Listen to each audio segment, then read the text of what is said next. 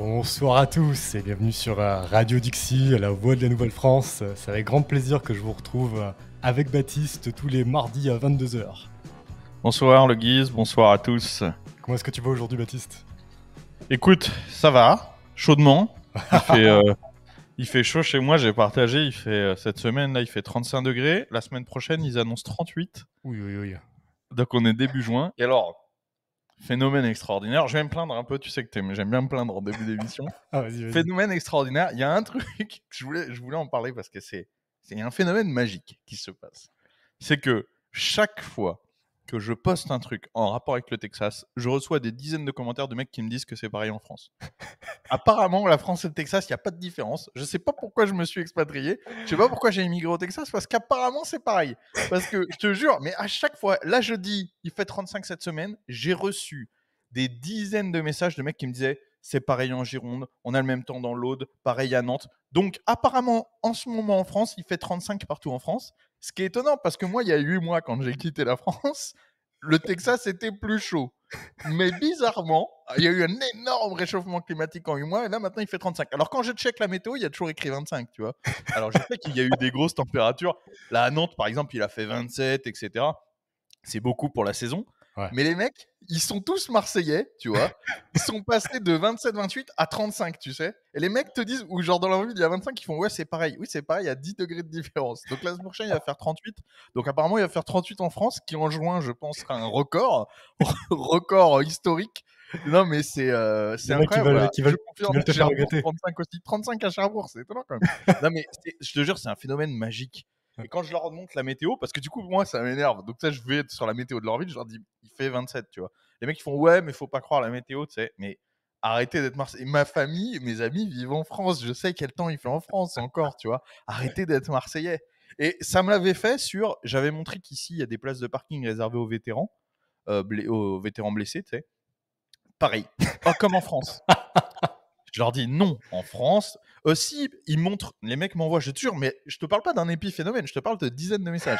Les mecs m'envoyaient des photos des places handicapées en France en disant, ouais, parce qu'il y a écrit que les invalides de guerre peuvent prendre la place handicapée, ce qui est logique, tu vois. Et ils me disaient, bah si, regarde. Je disais, mais ça, c'est une place handicapée pour tout le monde. Ce que tu es en train de me dire, c'est en France, les militaires handicapés ont le droit de s'asseoir, de se garer sur les places handicapées. Oui, heureusement, tu vois, heureusement. Mais pourquoi vouloir systématiquement dire, tu vois, en France, comme en France. Ils veulent te faire regretter d'être parti. C'est incroyable, je te jure. Arrêtez, il y a d'autres pays que la France qui existent. Il y a des pays plus chauds, il y a des pays plus froids. Cet hiver, quand il fera moins 30 chez toi, tu posteras une story, tu as des gens qui diront, ah bah à Cherbourg, pareil. Donc à Cherbourg, l'été, au printemps, il fait 38 et l'hiver, il fait moins 40. Mais moi, quand je suis parti, c'était pas comme ça, mais apparemment, ça a changé. Je ferai le test. Et puis cette semaine, tu as eu la chance aussi d'avoir été aux infos, au journal télévisé, pour un sujet qui avait aucun rapport avec toi. Une fois de plus. Oui, oh bah ça oui. C'est vrai que oui, sur BFM, alors la première personne à me l'avoir dit, c'est ma belle-mère. Et après, ça a été les abonnés. Ma belle-mère qui a dit, oh, il y a Baptiste à la télé et tout. Ah ouais, alors moi, je sais que c'est jamais pour des trucs bien, tu vois. Ah ouais. Oui, ils ont dit qu'il était raciste, homophobe et tout. J'étais là, bon, mais c'est bien. Tout ça, c'est sympa.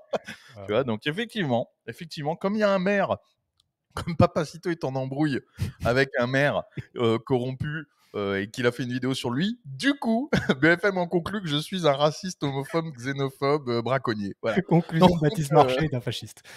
Voilà, conclusion de cette histoire. Baptiste Marchais est fasciste. Bon, bah très bien. Très bien, merci. Ça fait toujours plaisir de passer à thé. Mais tu sais que le pire, je pourrais les attaquer comme tous les journaux, hein, parce qu'en fait, quand les mecs disent, il y avait Le Monde, j'avais fait une plainte contre eux, etc. Et puis après, ça me saoulait c'est trop de démarches, tu vois. Mais quand les mecs disent, ouais, il est xénophobe ou suprémaciste blanc, moi, j'ai été voir des avocats et je leur ai dit, ok, est-ce que c'est défendable ou pas? Ils m'ont dit, mais totalement, parce qu'en fait, il y a rien. Ça repose sur rien parce que j'ai jamais été condamné pour ça et j'ai même jamais parlé d'un sujet qui pourrait, tu vois, faire croire à ça. J'ai jamais parlé de race. Il y a même pas une interview. Tu sais, il y a pas un truc de moi à la rigueur un peu borderline quelque part où j'aurais même juste donné mon avis sur ce sujet. Donc c'est vraiment basé sur mes couilles, tu vois. Mais bon, ils sont Ces gens-là, ils ont l'âme pourrie. Ils passent leur temps à mentir, à diffamer. Puis surtout, s'ils prennent une grosse amende, c'est pas grave, ils reprendront une subvention derrière, ça ira mieux, tu vois. C'est nous qui paierons, putain. Mm. Euh, Eh oui. une Enfin, dernière, nous, une je dis dernière... nous, pas toi ni moi, mais certains Ouh. ici. En... Une dernière question à la con.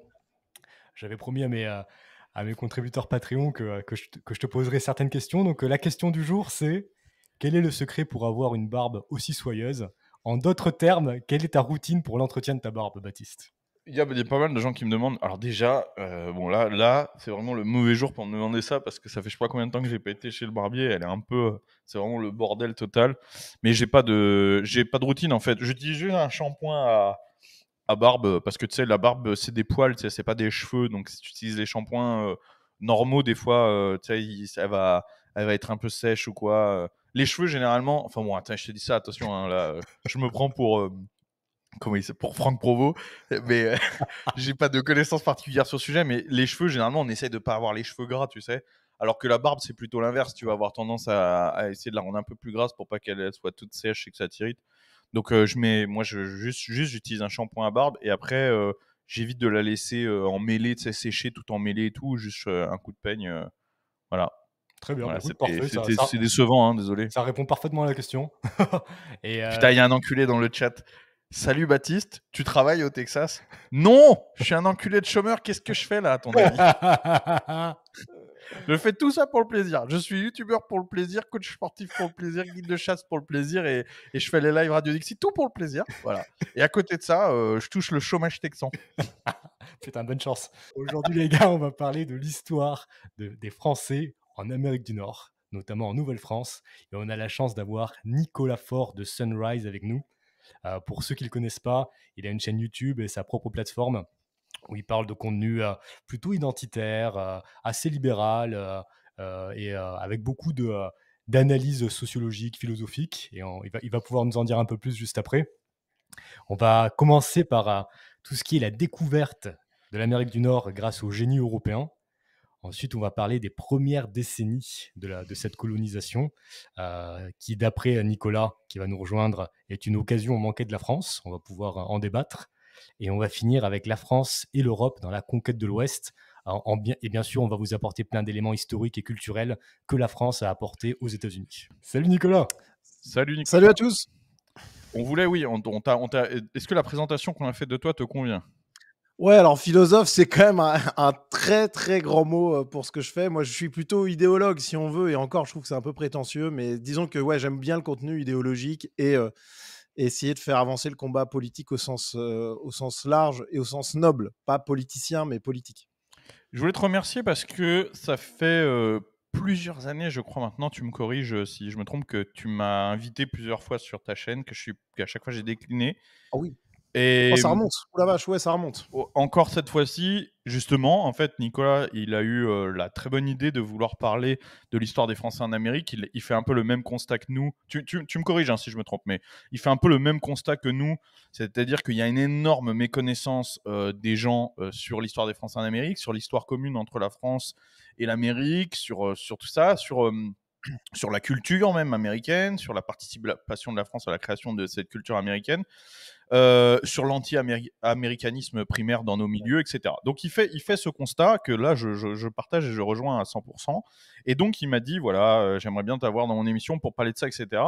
Il tombait mal parce que moi c'est vrai que je me suis coupé de tous les médias de la droite traditionnelle, on va dire française. Aujourd'hui je fais plus que des interviews sur des médias d'Amérique du Nord.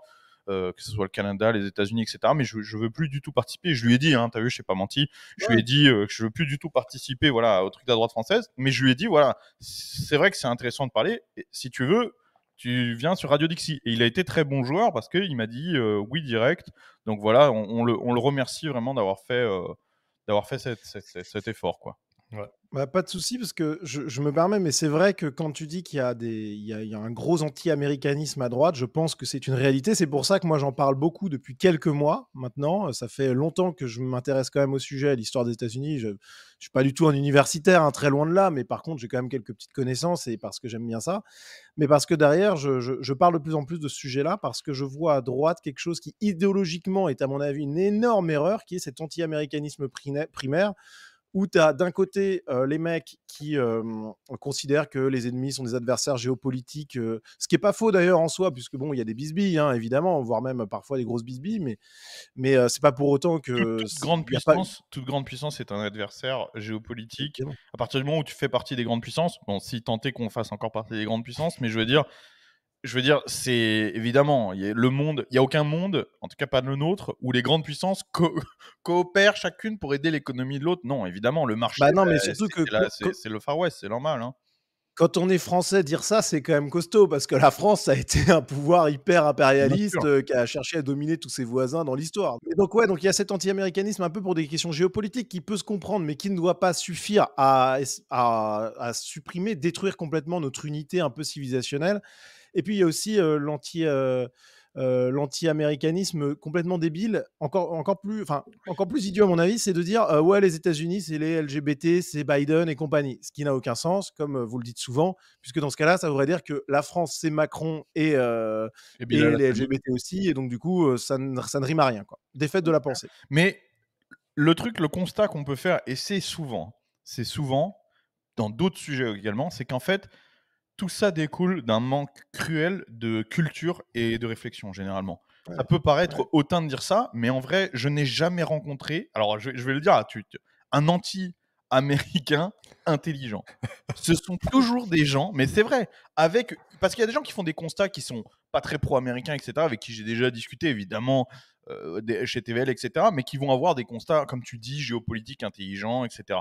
Mais les gens qui font de l'anti-américanisme, on va dire, sont toujours des gens qui ont un énorme trou culturel, vraiment, c'est-à-dire ils ne sont pas capables de te citer une seule date, un seul fait sur l'histoire américaine, ils n'y connaissent absolument rien, et qui ont toujours une réflexion, comme on l'a dit, primaire, hein, tout est dans le nom, enfin voilà, tu vois, c'est vraiment l'équivalent du mec, du raciste, tu sais, négrophobe, qui va dire les Noirs sont des singes. Pour moi, c'est cet équivalent de réflexion, tu vois. Et finalement, quand on est de bonne foi, il suffit de venir en fait, sur ce live et d'être de bonne foi. Je pense qu'on peut faire vraiment évoluer sa perception des choses. Tout à fait. Comme vous allez le voir, les gars, les Américains, c'est des descendants d'Européens. C'est pas un peuple à part entière. C'est un monde parallèle qui s'est créé à partir d'Européens. On va pouvoir en discuter. Avant de commencer, j'avais une petite question pour toi, Nicolas. Alors, comme tous nos invités, tu m'as dit que tu avais quasiment regardé toutes les émissions de Radio Dixie. C'est vrai, est-ce que c'est du bullshit? Ah non, c'est pas du bullshit. Il y a juste une chose que j'ai passée. J'espère que tu m'interrogeras pas là-dessus. C'est la partie sur les armes à feu. Voilà, parce que là, je t'avoue que c'est pas ma cam. Mais justement, c'est parce que c'est pas ton domaine qu'il fallait la regarder. Ouais, mais il fallait préparer cette émission et lire des bouquins, donc. C'est vrai. Mais merci beaucoup parce que vous allez voir que Nicolas fait une grosse préparation. C'est même lui qui a élaboré le plan d'aujourd'hui. Il a beaucoup de connaissances comme Baptiste sur l'histoire des Français en Amérique du Nord. Vous allez apprendre plein de choses, notamment culturelles, qui vont vous plaire, les gars. Est-ce que vous aviez quelque chose à dire avant qu'on se lance dans la première partie ? Non, je propose. En fait, on va faire en gros, ce qui est prévu, c'est de faire un petit tour rapide parce que ça va être difficile de résumer 300 ans d'histoire en 2 heures, évidemment. Mais et encore, on a de la chance. On va parler de l'Amérique qui a 300 ans d'histoire, tu vois. Ouais. Donc ça reste quand même le pays avec l'histoire la plus courte. Mais voilà, enfin oui, ou alors après Israël, je pense. Mais sinon, vraiment. Justement, ce qui est fou dans l'histoire des États-Unis, c'est que ça se passe en quelques siècles, mais en réalité même pas, en quelques décennies. La création des États-Unis, avec la découverte d'un continent gigantesque, l'arrivée de colons, la création d'institutions qui étaient quand même assez nouvelles. Enfin bref, il se passe tout ça en réalité en quelques décennies ou quelques siècles maximum, et c'est ça qui rend l'histoire des États-Unis absolument extraordinaire. Ouais. Franchement, oui. Et donc on va essayer de faire une rétrospective, on va dire. On va laisser Nicolas. Nicolas avait déjà un plan, vu qu'il voulait déjà faire une émission sur le sujet. Il avait déjà un petit peu un plan en tête. Je crois que vous avez travaillé sur le plan tous les deux. Hein, comme d'habitude, c'est pas moi qui ai travaillé sur l'émission. Les gens commencent à avoir l'habitude. Moi, je découvre un peu comme vous. Et moi, je suis spectateur de ce live, en fait. Mais j'ai la chance d'avoir un micro. C'est vraiment la différence. Et donc, on va essayer de faire une petite rétrospective et de s'attarder principalement sur les influences françaises et les histoires, Ouais.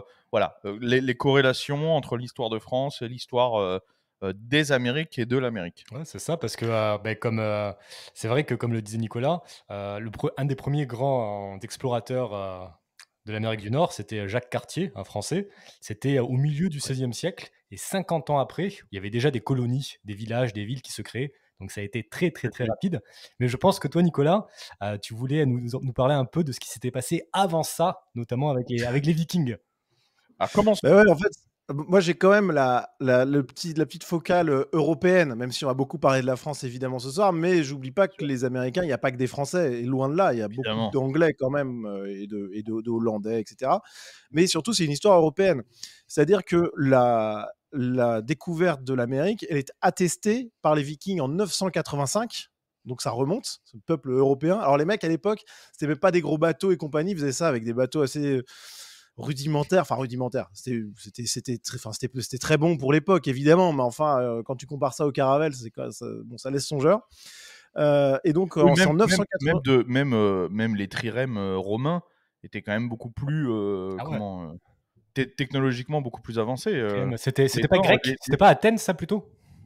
les trirèmes, Ouais. bah, de toute façon, les Romains, je pense qu'ils ont tout Ouais, ils ont plus ou moins copié, tout ouais. copié sur les Grecs. Mais ce que je veux dire, c'est que les Vikings, c'était, de ce que j'en sais, globalement, un peuple de grands navigateurs, parce que comme tu l'as dit, avec du matos rudimentaire et des fois plus rudimentaire que même certains de leurs contemporains, ils allaient beaucoup plus loin finalement avec l'audace, quoi. ouais, avec de l'audace ou du hasard aussi, parce que tu sais, il suffit d'une tempête, tu es en train de pêcher, tu te retrouves à Terre-Neuve, Oui, oui, mais bon. oui, ok. Mais ce que je veux dire, c'est Non qu'il mais faut le tester quand même. Tu vois ce que je veux dire? Il faut ah prendre oui, la pleine mer avec peu de matos, etc. Il faut le vouloir, quoi. Faut avoir Faut avoir la d'énormes couilles. déjà, Juste un petit commentaire que je ouais. vais lire parce que ça correspond très bien au thème de l'émission, et c'est quelque chose qu'avait déjà dit Charles Gave. C'est Oui, j'ai vu. Beu2 qui nous dit: «Christophe Colomb est le premier socialiste de l'histoire. Quand il est parti, il ne savait pas où il allait. Quand il est arrivé, il ne savait pas où il était. Il a voyagé avec l'argent de quelqu'un d'autre». Mais j'avais vu cette citation de Gave.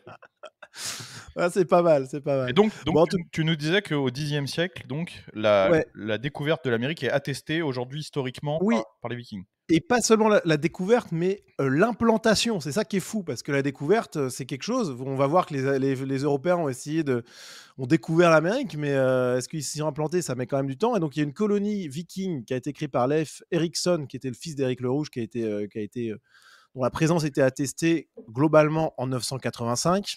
Donc c'est quand même assez gigantesque. Ce qu'ils appelaient à l'époque le Vinland, c'est-à-dire une terre qui était juste au large du Canada. Voilà.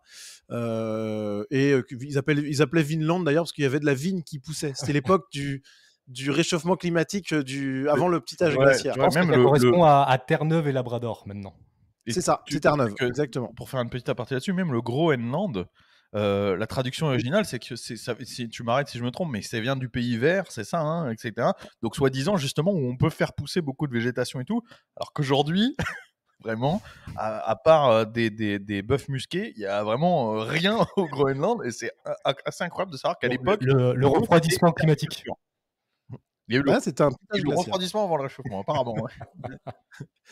Bon, en tout cas, voilà, donc ça, c'est un peu la première période, mais c'est pour dire que voilà, les Européens sont là depuis longtemps. Et d'ailleurs, il y a des traces qui ont été relevées. Alors, c'est un peu le mythe, mais c'est voilà, de persistance génétique viking chez certains Indiens. Voilà, bon, c'est un peu les cheveux roux, les trucs comme ça. On a des traces de ça dans les contes indiens. Bon, voilà. Il y a eu peut-être eu 2-3 viols au passage sur des Bah, locales. tu verras, je sais pas si on aura le temps d'en parler, mais les mœurs indiennes par rapport aux conquérants, c'est assez étonnant. Euh, alors ensuite, on a en 1472 la redécouverte, puisque les Vikings étaient déjà arrivés, officieuse de Terre-Neuve par des pêcheurs. Voilà. Mais alors les pêcheurs basques qui étaient, en fait, c'était un coin de pêche, c'est un peu comme le coin des champignons, quoi. On le partage pas trop aux voisins, donc on se doute que Terre-Neuve a été redécouverte par des pêcheurs pour la morue. Mais bon, c'est pas resté comme. Enfin, ça en est resté là. Les Basques, ils voyaient pas le temps passer, hein, pour aller pêcher jusque là-bas. Ah bah en fait, on se rend pas compte, mais les Européens, alors c'était très dur au mal, hein. Les mecs, ils y allaient, ils faisaient des choses qui étaient complètement folles. T'imagines les périodes de pêche pour aller effectivement du golfe de Gascogne jusqu'à Terre-Neuve. Alors tu passais par les îles britanniques et tout, mais enfin C'est spécial. Hein. Ouais. Et puis les mecs, ils y allaient jeunes. Hein. Voilà, dès 15 ans, tu étais sur le bateau. Bon, bref, c'est un autre monde. Bon, et puis après, 1492, Christophe Colomb dans les îles d'Amérique centrale, nanana. Et on a John Cabot qui explore, donc pour les Anglais, qui explore Terre-Neuve et les côtes américaines du Nord en 1497. Il passe devant le Canada, mais il explore donc l'Amérique enfin ce qui va devenir les États-Unis, ce qu'on va appeler les États-Unis dans ce live, parce que sinon on va jamais s'en sortir si on précise. Et en gros, ce qui permet à l'Angleterre de pouvoir revendiquer ces terres-là, quoi. Ça, c'est en 1497. En 1513, on a les Espagnols qui partent du Mexique, qui explorent la Floride. Des trucs complètement fous. Franchement, les histoires là-dessus, il faudrait vraiment que... Enfin, ça mériterait un live dédié. Il faut que les gens comprennent aussi, parce que géographiquement, les gens sont perdus et se rendent pas compte. En fait, la Floride, c'est globalement à côté de Cuba. Quand je dis à côté, tu peux littéralement y aller à la nage. C'est comme la France et l'Angleterre, si vous préférez. Il y a vraiment... Donc, pour comprendre, c'est que le territoire espagnol de l'époque, la Floride, pour eux, c'était vraiment juste à côté. Tu vois. Oui. Donc, c'est les Caraïbes, c'est Pirates des Caraïbes là-bas. Chacun commence par là où il est, d'où il est le plus proche. Et quand on parle des Vikings, par exemple, qui arrivent sur Terre-Neuve, etc., c'est pareil. Il ne faut pas oublier que malgré ce que beaucoup de gens disent, la Terre est ronde. Et donc, la Terre étant un globe, finalement, en fait, plus tu te rapproches des pôles, plus tout est rapproché. Donc l'Alaska fait partie de la Russie, par exemple, parce qu'entre l'Alaska et la Russie, c'est pareil, vous pouvez y aller à la nage. Entre le Canada, le Groenland, Terre-Neuve, etc., on est l'Amérique du Nord, vraiment, est très proche de l'Europe du Nord aussi. Donc en fait, chacun est arrivé finalement par là où il était implanté au plus proche, quoi. Et j'ai vu dans le chat une petite question sur Amerigo Vespucci. Et Amerigo Vespucci, il est arrivé après Christophe Colomb et il aurait plutôt découvert l'Amérique au sens Amérique du Sud. Mais c'est lui, effectivement, qui a donné le nom aux îles. Au continent. Mais bon, voilà. De toute façon, en fait, il y a plein de choses qui sont sautées dans cette chronologie. Hein.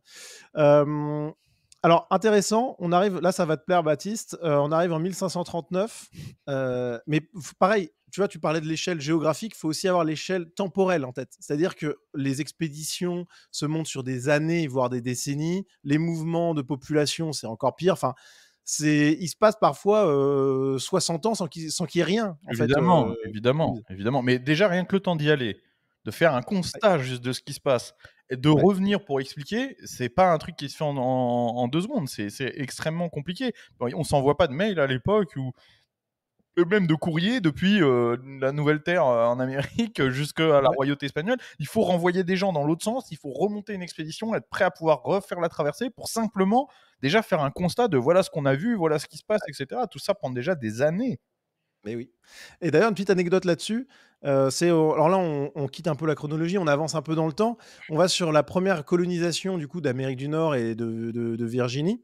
Et la première colonie qui s'est implantée, alors attends, je retrouve la date exacte, c'était en 1600. En 1600, les types arrivent. Et donc, c'est Walter Riley qui arrive en premier sur les côtes est-américaine, donc il découvre la Virginie, qui nomme ainsi en l'honneur de la reine Élisabeth la Vierge, Virginia. Sur cette première tentative de colonisation, c'est pour bien que tout le monde voit à quel point les conditions étaient terribles, mais abominables, on s'en rend pas compte. Première tentative de colonisation, les colons arrivent, ils dressent leur fortin sur un petit territoire, etc. Donc sur l'île de Roanoke, je crois que ça s'appelait comme ça, de mémoire. Et en gros, donc les types, ils créent leurs choses, ils arrivent avec le gouverneur avait amené sa fille, etc. Il y avait du monde, ça marchait plutôt pas trop mal, et puis le type décide de repartir en Angleterre pour dire que la colonie avait prise et que fallait apporter il faisait le voyage de ravitaillement, quoi, en fait. Donc il repart en disant je reviens dans 1 an. Bon, déjà 1 an à attendre, c'est déjà chaud, hein, on va pas se mentir. Sauf que le type, là-bas, problème sur problème technique, la guerre qui se déclenche, une guerre de 3 ans, je crois, quelque chose comme ça. Le type ne revient, je dis ça de mémoire, donc je ne sais plus si c'est 3 ou 4 ans, mais revient 3 ou 4 ans plus tard, finalement. Donc les colons sont restés sur place, et il arrive, lui, sur place, il avait sa fille qui était restée là-bas et tout. Et en fait, la colonie est complètement vide. Pas de traces de bataille, rien. La colonie est complètement vide, avec juste le nom d'une île à côté. Et en fait, il essaie de les chercher pendant des mois, mais il n'arrive pas, donc il finit par abandonner, les considérer comme décédés. Il n'y a pas d'hypothèse sur ce qui s'est passé. L'hypothèse peut-être la plus envisagée, c'est qu'ils aient été enfin qu'ils aient rejoint les tribus indiennes. Bon bref, mais en tout cas, ce que je veux dire, c'est que c'est tellement long que du coup, tout peut se passer. En fait, quand tu es absent pendant 3 ans, il peut se passer des choses absolument dingues. Même Bon, une bref. épidémie, n'importe quoi, hein, il faut bien comprendre que les gens sont dans des nouveaux biotopes, avec des nouvelles espèces qu'ils ne connaissent pas, avec des nouveaux climats, avec potentiellement des nouvelles bactéries, etc. Tout peut arriver, ouais. Tout peut arriver. Bon, donc là, on s'est un peu éloigné, mais je voulais quand même parler d'un sujet parce que c'est, on va dire qu'il y a la première exploration des USA après l'exploration de la Floride par les Espagnols en 1513. C'est en 1539, donc plusieurs décennies plus tard, Hernando de Soto qui part de Cuba pour explorer les USA. Et lui, il fait un gros voyage de 4 années. Là encore, c'est très long. Alors, très mouvementé. Je vous passe sur les péripéties, mais c'est hallucinant. Il fait la Floride, les Appalaches, donc la chaîne montagneuse de l'Est qui fait toute l'Est des États-Unis, qui commence dès la Floride. Il fait la Caroline du Sud, la Caroline du Nord, le Tennessee, l'Alabama, le Mississippi, l'Arkansas. Il passe même au Texas, un petit bout du Texas, et il finit en Louisiane, où il meurt. Bref, c'est un truc, vraiment des histoires pas possibles. Mais ce qui est amusant, c'est que c'est là l'apport des Européens. C'est à la fois l'exploration, la rencontre avec les premiers Indiens, et ça se passe pas bien du tout d'ailleurs. Mais c'est aussi les premières modifications du biotope, ce dont tu parlais, Baptiste, avec par exemple les Espagnols qui introduisent, sans le savoir, les premiers chevaux sauvages. Les Mustangs sont nés avec la colonisation espagnole. Exactement. Et même les sangliers que toi tu chasses depuis ton hélicoptère, ils sont arrivés avec les Espagnols. Exactement. Non, mais tu as tout à fait vrai. C'est pour ça d'ailleurs qu'aujourd'hui, on voit que les chevaux ici, les races de chevaux endémiques, entre guillemets, parce que finalement, c'est un terme qui est pas totalement correct, à dire puisque c'est pas réellement de race endémique, mais on va dire que les races de chevaux qu'on trouve ici sont des races qui se rapprochent très très fortement de races primitives qui aujourd'hui n'existent plus en Espagne, qui aujourd'hui ont évolué, puisque vous savez, dans toutes les espèces domestiquées, que ce soit le bétail, que ce soit les animaux domestiques, etc., aujourd'hui on a des croisements et des sélections génétiques sur des siècles qui font qu'on a ce qu'on connaît aujourd'hui. Mais il y a eu différentes étapes, différentes évolutions, différentes sélections, pour plein de raisons différentes selon ce que c'est, qui font que à différentes époques, si vous allez au Moyen-Âge, les bœufs, les chevaux, etc., n'étaient pas exactement les chiens, n'étaient pas exactement les mêmes. À l'Antiquité, encore autre chose, et ainsi de suite. Donc c'est drôle parce que ici, n'ayant pas les chevaux sauvages, étant restés sauvages pendant très longtemps et n'ayant rien pour se croiser finalement, n'ayant aucune sélection génétique, aucune modification, ils sont restés intacts de ce qu'a connu l'Espagne des siècles auparavant. Donc c'est vraiment des pur sang, pur. Bah ouais, il doit y avoir quelques évolutions, mais ouais, effectivement, moi. Ok. Bon, en tout cas, voilà, donc là, c'était la petite anecdote. Et puis là, on va je réponds juste à un petit commentaire qui demande pourquoi ils ont ramené pas plutôt des cochons plutôt que des sangliers. Alors, il faut savoir que la frontière entre alors ça ne va n'intéresser peut-être que moi et que les quelques chasseurs de trucs, mais c'est toujours bon à savoir. En fait, il y a 3 types, on va dire, de suidés qu'on va trouver. Vraiment, là, je vais vulgariser pour aller très vite. Ce qu'on va appeler sanglier, cochon sauvage et cochon, d'accord. Il faut savoir que un cochon domestique devient un cochon sauvage en seulement une génération. À partir du moment où un cochon domestique s'évade d'une ferme ou est libéré dans la nature, ses enfants seront des cochons sauvages. C'est-à-dire que génétiquement, ils vont avoir du poil, etc. Ils vont déjà se modifier. Ce qui fait qu'aujourd'hui, ici, c'est une spécificité. Je vais le redire. Spécificité du territoire américain dans son ensemble. On trouve des compagnies avec des mélanges de cochons sauvages et de sangliers. En France, on va avoir plutôt exclusivement du sanglier, généralement. Le cochon sauvage, c'est rare. Ici, ce qu'on appelle le feral hogs, c'est du cochon sauvage, finalement. Et ils sont au milieu des sangliers, etc. Quand vous allez dans une compagnie que vous chassez, à la fin, quand vous comptez ce que vous avez prélevé, et vous avez autant du cochon tacheté, poilu, du sanglier, les oreilles sont différentes, etc. Voilà. Bon, ils ont aussi ramené Hernando de Soto, ils ont aussi ramené, et sa troupe, ils ont ramené malheureusement des germes et des maladies qui ont décimé les Indiens locaux aussi. Évidemment, c'était pas du tout un génocide planifié, hein, c'était même pas un génocide tout court d'ailleurs, mais bon, faut le dire quand même, quoi. C'était pas les premières interactions, de toute façon, entre des peuplades différentes, c'est jamais hyper sympathique. Même si les Français s'en sont plutôt bien tirés quand même. On le verra quand on va arriver un peu plus tard dans l'histoire, mais les Français ont été plutôt ceux qui ont été plutôt du côté des Indiens, on va dire, par rapport aux Britanniques, et ça a été le cas, au Canada, ça a été le cas Ouais. aux États-Unis. Ça a été, voilà. Et pour revenir Et justement, sur ces premières colonisations françaises, juste pour vous donner un peu une idée de ce qu'a fait la France au début. En fait, comme je vous disais tout à l'heure, il y avait Jacques Cartier qui était un explorateur au XVIe siècle, il cartographiait, il n'y avait pas vraiment d'installation définitive sur le territoire. Ensuite, il y a eu les premiers colons français, donc comme vous me disiez, fin XVIe siècle. Et puis au début du XVIIe siècle, il y a les fameux Acadiens qui venaient du Poitou. Ouais. Je voyais tout à l'heure quelqu'un qui nous disait que ça l'intéressait parce qu'il venait lui aussi du Poitou. Et quelques années après, il y a Samuel de Champlain. Ça, c'est aussi quelqu'un de très, très Oui, connu au Québec. t'as beaucoup avancé dans l'histoire, là. D'un coup, t'as fait un gros bond. Non, mais c'est pas grave, hein, de toute façon. Grave, mais- Non, mais de toute façon, il faut pas rester trop longtemps sur la chronologie, mais je pose juste les bases et après Oui, oui. on va aller. Peut-être Je là, pense on que va- le plus gros, ça va être par la suite. Mais en gros, pour résumer, en termes de français, Jacques Cartier, explorateur, 16e siècle. Les premières colonies, fin 16e siècle, et les Acadiens, début 17e. Et Samuel de Champlain, quelques années après, en 1608, qui a fondé la ville de Québec, qui à l'époque était juste un village. Il faut comprendre qu'au XVIe siècle, on est encore au stade de l'exploration et de la découverte. C'est ce que Nicolas expliquait. On est encore au stade de la plupart du territoire, on sait juste pas ce qu'il y a. Les territoires explorés ont été simplement explorés. Ça veut dire que des mecs y sont passés et c'est tout. Et on est vraiment au stade de, voilà, il y a quelques petits endroits où on commence à s'implanter, etc. Mais c'est encore pas grand-chose. Tandis qu'au XVIIe siècle, on est déjà dans l'installation beaucoup plus, avec avec la majorité, pas tout, mais des territoires qui sont découverts, avec déjà des relations avec les peuplements locaux, etc.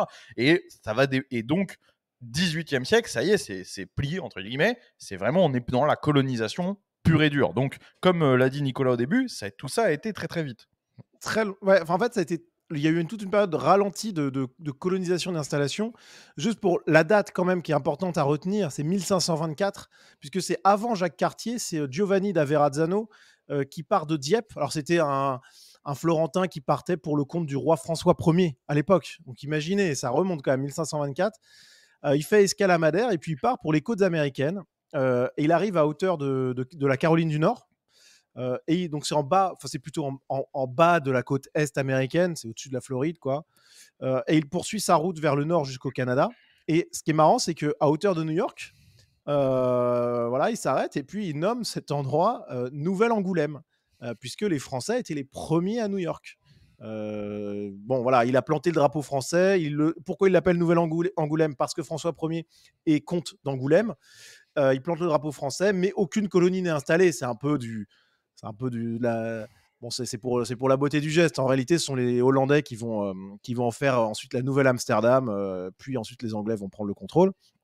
Mais le premier explorateur français, c'était Giovanni da Verrazzano. C'était l'équivalent d'aller sur la Lune à l'époque. Tu plantais ton drapeau, Ouais. tu étais fier. Mais complètement, Ouais. c'est vraiment ça. Évidemment. Et Donc, d'ailleurs, en fait, le côté Nouvelle-Angoulême, d'appeler ici, il y a énormément de villes encore aujourd'hui qui s'appellent, donc Nouvelle-Orléans étant le plus connu, mais qui ont encore des noms de villes européennes. Si je dois citer rien qu'au Texas, il y a énormément de villes. Il y a un Montpellier au Texas, par exemple. Il y a un Paris, mais il y a aussi un Berlin, il y a un Londres, il y a un Dublin. Enfin, ça ne s'arrête jamais. Rien qu'au Texas. Et je ne vous parle pas des autres États du Dixieland, comme la Louisiane, évidemment, voilà, ou ce genre de pays où là où il y a vraiment énormément de villes qui sont des nouvelles quelque chose. Non, c'est vraiment quelque chose qui est très impressionnant. Et en fait, quand on. Bon, alors, je passe très rapidement, mais Jacques Cartier qui découvre le Canada, donc 10 ans plus tard, en 1534. Première tentative de colonisation française au Québec en 1542, mais alors échec total. Et en fait, c'est un peu une constante qu'on va retrouver au Québec, c'est qu'en fait, j'essaie de simplifier énormément, mais ce qui a très vite marché, c'était le commerce de fourrure. On en reparlera, j'imagine. Et en fait, les Français n'ont pas été dans une colonisation de population, de peuplement, mais dans une colonisation qui avait pour but d'extraire de la richesse, quoi. Colonisation à la différence des Anglais, colonisation qui de avaient amené territoire. énormément de monde. Qu'est-ce que tu dis? Qu'est-ce que tu as dit, Guise? Une colonisation de territoire plus que de population. Oui, voilà. Et le problème, c'est que du coup, toutes les colonisations ont quand même été des échecs. Pour info, je vous passe plein de détails, parce qu'en fait, sinon l'émission va durer 2 heures. Mais la première famille qui arrive au Québec, que je dise pas de conneries, c'est en 1617.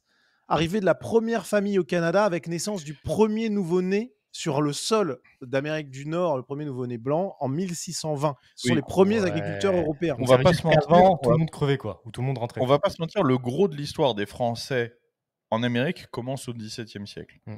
Ouais.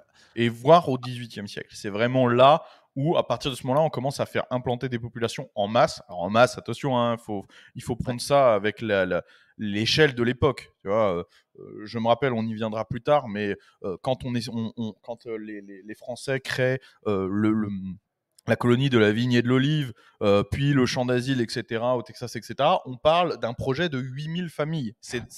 C'est ce qu'on appelle de masse à l'époque. 8000 familles, c'est énorme. c'est gigantesque. Il faut faire voyager 8000 personnes à travers, je rappelle, l'Atlantique quand même. C'est pas simple. On parle de femmes, d'hommes, d'enfants. On parle pas de gros explorateurs ou de gros trappeurs aguerris. Là, on parle de familles vraiment. Après, ils arrivent sur place, il y a rien. Faut construire, faut tout faire. Donc 8000.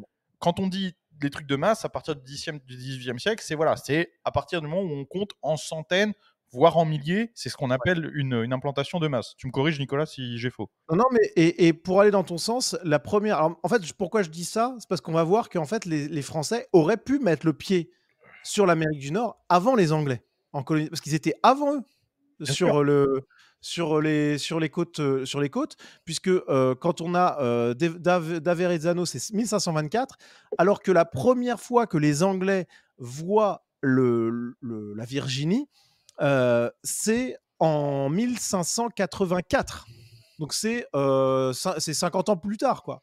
Et en fait, il y avait un laps de temps où les Français auraient pu faire les choses. Et pareil sur la première colonisation réussie, parce que pareil, les États-Unis, la colonisation, ça a été un enfer pas possible.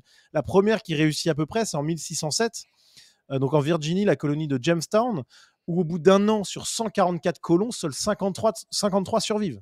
Je veux dire, là, c'est une folie, quoi. C'est la fameuse colonie qui était dirigée par John Smith. Donc c'est l'histoire de Pocahontas, les Indiens. Attention, là on vous parle parce que pour comprendre les gens, là quand Nicolas vous dit peu de survivants, etc., en un siècle, les choses changent totalement. Il faut comprendre qu'à l'époque, un siècle, c'est énorme en termes d'amélioration technologique, médicale, etc., de conditions. C'est-à-dire que c'est pas parce qu'au XVIe siècle, il y a peu de survivants qu'au XVIIe, ça va être pas la même chose au XVIIIe siècle.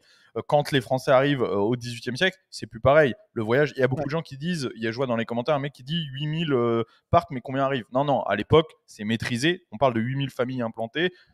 Faut pas s'imaginer qu'il y a la moitié des bateaux qui coulent, etc. On sacrifie pas la vie, ça coûte de l'argent, faut qu'il y ait un but. On parle plus des Vikings qui partent avec leur bateau à fond de pêcheurs. Là, on vous parle d'une marine aguerrie. Voilà, il y a plus de soucis. Mais acheteur, il peut toujours y avoir un bateau qui coule, ça peut arriver, c'est pas ça.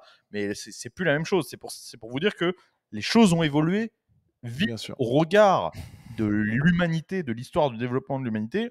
En Amérique, les choses ont été très vite, puisque au XVIe siècle, quand peu de gens arrivent à s'installer et à faire quelque chose, au XVIIe siècle, par contre, ça devient différent. Au XVIIIe siècle, ça y est, c'est plié, on sait coloniser, on sait s'installer. Bien sûr, il y a des retours d'expérience colossaux sur les traversées transatlantiques et aux grandes années, même avant les très grandes années, même avant le 19e, on peut traverser, il y a des grandes figures qui ont traversé des dizaines de fois l'Atlantique parce qu'au bout d'un moment, les mecs, il y a un retour d'expérience gigantesque. Mais donc, pour finir là-dessus, donc on a 1607, la première colonisation réussie en Virginie des Anglais. Et en 1620, on a la date un peu symbolique, le Mayflower qui débarque à Cape Cod, donc au nord de New York, enfin pour faire simple, et qui débarque donc les fameux protestants, les anabaptistes, je crois que c'était ça le terme. Les fameux, le Mayflower, c'est le fameux Thanksgiving, etc. C'est un petit peu là-dessus que les Britanniques, on va dire, ou les Anglo-Saxons se basent pour estimer étant symboliquement le début de l'histoire anglo-saxonne aux États-Unis à partir de ce moment-là. Et en parallèle de ça, il y avait les Français qui s'installaient à Québec. Mais oui, pour vous donner une idée, c'était la ville de Québec, c'était 4000 habitants. C'était un village. Alors là, et la ville de Québec, son édification, peut-être pas Québec même, mais les bases de Québec, c'est en 1608. C'est avant la colonisation réussie en Virginie. En fait, les Français étaient en avance en Amérique du Nord. C'est ça qu'il faut retenir de cette longue liste de dates. C'est que les Français, si on avait eu la volonté, on aurait pu couper l'herbe sous le pied aux Anglais. Là, on va en arriver à la partie que je maîtrise un peu plus. Au XVIIe siècle, les Français qui partent en Nouvelle-France, on va dire, qui partent, comme tu dis, au Québec, au Canada, etc., on n'est pas sur le même type de population que les Anglais qui vont s'installer. Les Anglais qui vont s'installer sont déjà des immigrants, entre guillemets, c'est-à-dire sont déjà des familles qui viennent pour s'installer, créer quelque chose, etc. Les Français qui partent à ce moment-là au Québec et qui ensuite, progressivement, vont descendre sur l'Amérique, sont des aventuriers dans l'âme. C'est des gens qui viennent à des fins personnelles. Et donc, l'histoire du Québec et de ces Français-là a été faite énormément par des gens qui venaient faire le commerce de la fourrure et qui, plus tard, donnera une puissance économique des Français. Il y a 2 socles qui ont fait la puissance économique des Français en Amérique, sont le commerce de la fourrure et le coton.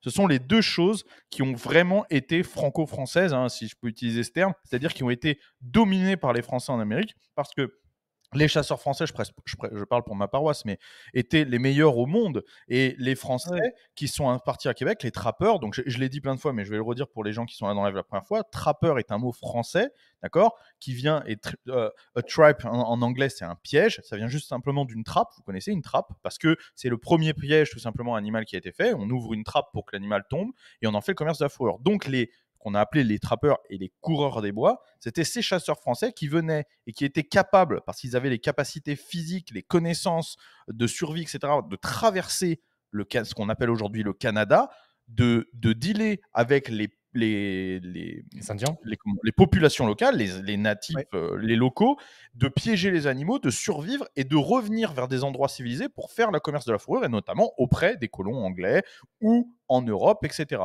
Ces gens-là sont venus de plus en plus, et puis quand le Québec, le Canada a été maîtrisé, etc., par ces coureurs des bois, ils ont décidé de faire des bases avancées plus bas, et il y a cette histoire très intéressante qui s'appelle Timothée de Montbrun. Je ne sais pas si tu connais Timothée de Montbrun, qui est un coureur des bois français qui est descendu aux États-Unis pour se trouver un endroit justement pour établir son commerce de fourrure, qui allait dans le Tennessee. D'accord ? Il a trouvé une source sulfurique sur lequel les animaux venaient beaucoup. Voilà. Il s'est dit, je vais me faire une base avancée ici. Il a commencé à créer sa base avancée.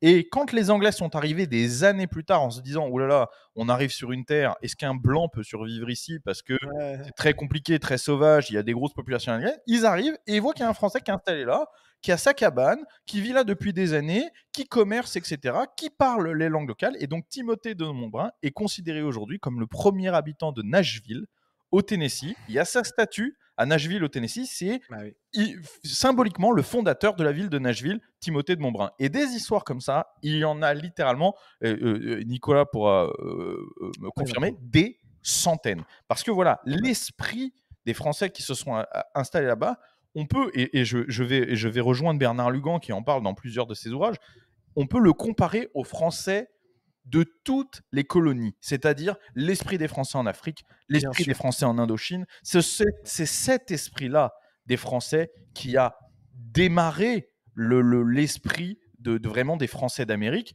et qui plus tard, par exemple au Texas, je vous ai parlé du champ d'asile. Le champ d'asile, ce sont des soldats bonapartistes qui, après la cession de la Louisiane par Napoléon, etc., voyaient le Texas déjà comme un Eldorado pour les mecs de cette trempe. Évidemment que c'était pas un Eldorado pour le gars qui veut avoir une petite vie tranquille avec Bobonne et les enfants, non. Mais pour les mecs de cette trempe, qui avaient fait des guerres à travers le monde, qui avaient fait la campagne de Russie, etc., le Texas, c'était la vie sauvage, les grands espaces libres, l'opportunité d'utiliser ses capacités pour créer, finalement, tu vois, c'est ce désir d'empire, etc. Ce sont ces Français-là qui ont contribué d'une façon énorme à la construction de l'Amérique. Et aujourd'hui, il y a des échos de cette culture partout. Quand vous vivez ici, et spécialement, il y a 2 endroits, et c'est pour ça qu'on a créé cette radio d'ici, spécialement, il y a 2 endroits en Amérique, dans l'Amérique du Nord, c'est au Québec et dans la campagne québécoise, et dans le sud des États-Unis. Vous avez énormément d'échos de cet esprit des Français de l'époque. Vraiment. Ouais.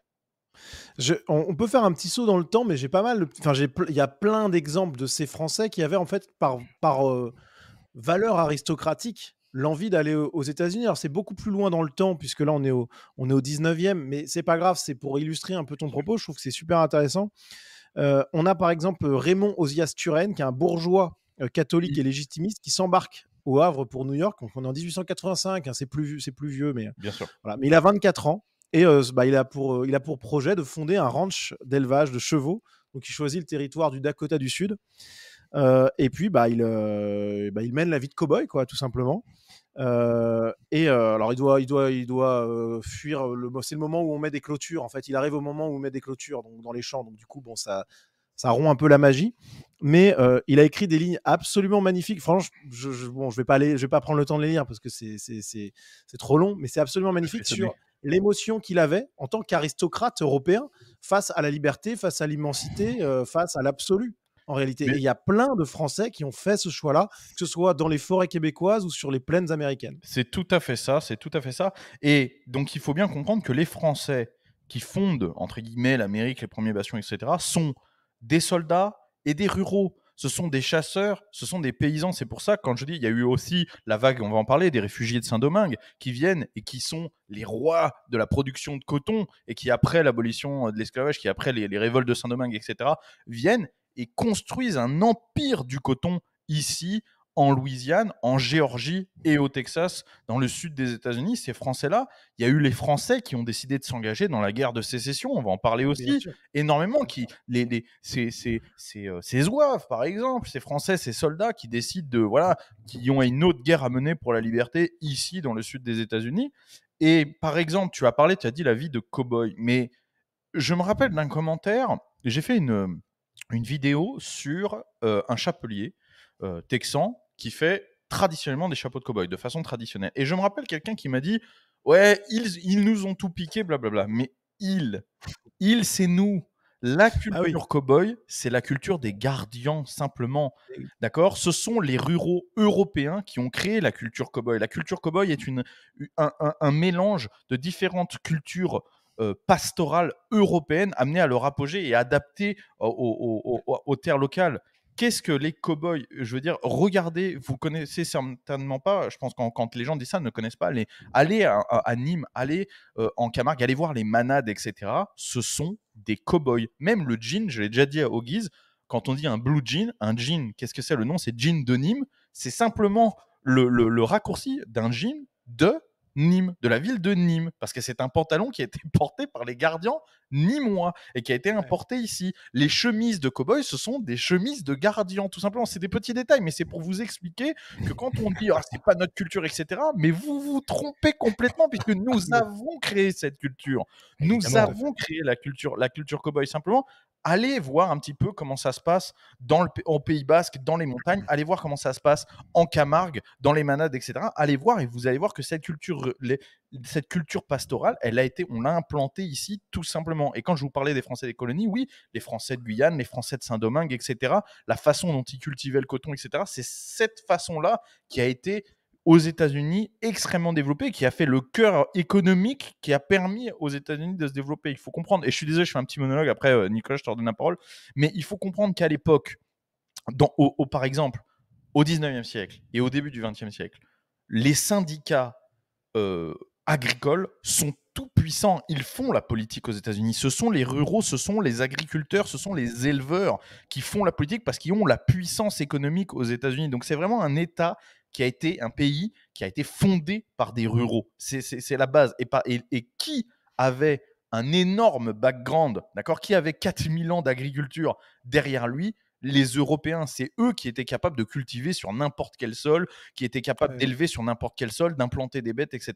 C'était les Européens. Je me répète, mais il y a beaucoup de ruraux qui nous suivent. Et puis, ce sont vos ancêtres. C'est un mélange d'Européens qui ont fondé vos cousins, en tout cas, évidemment.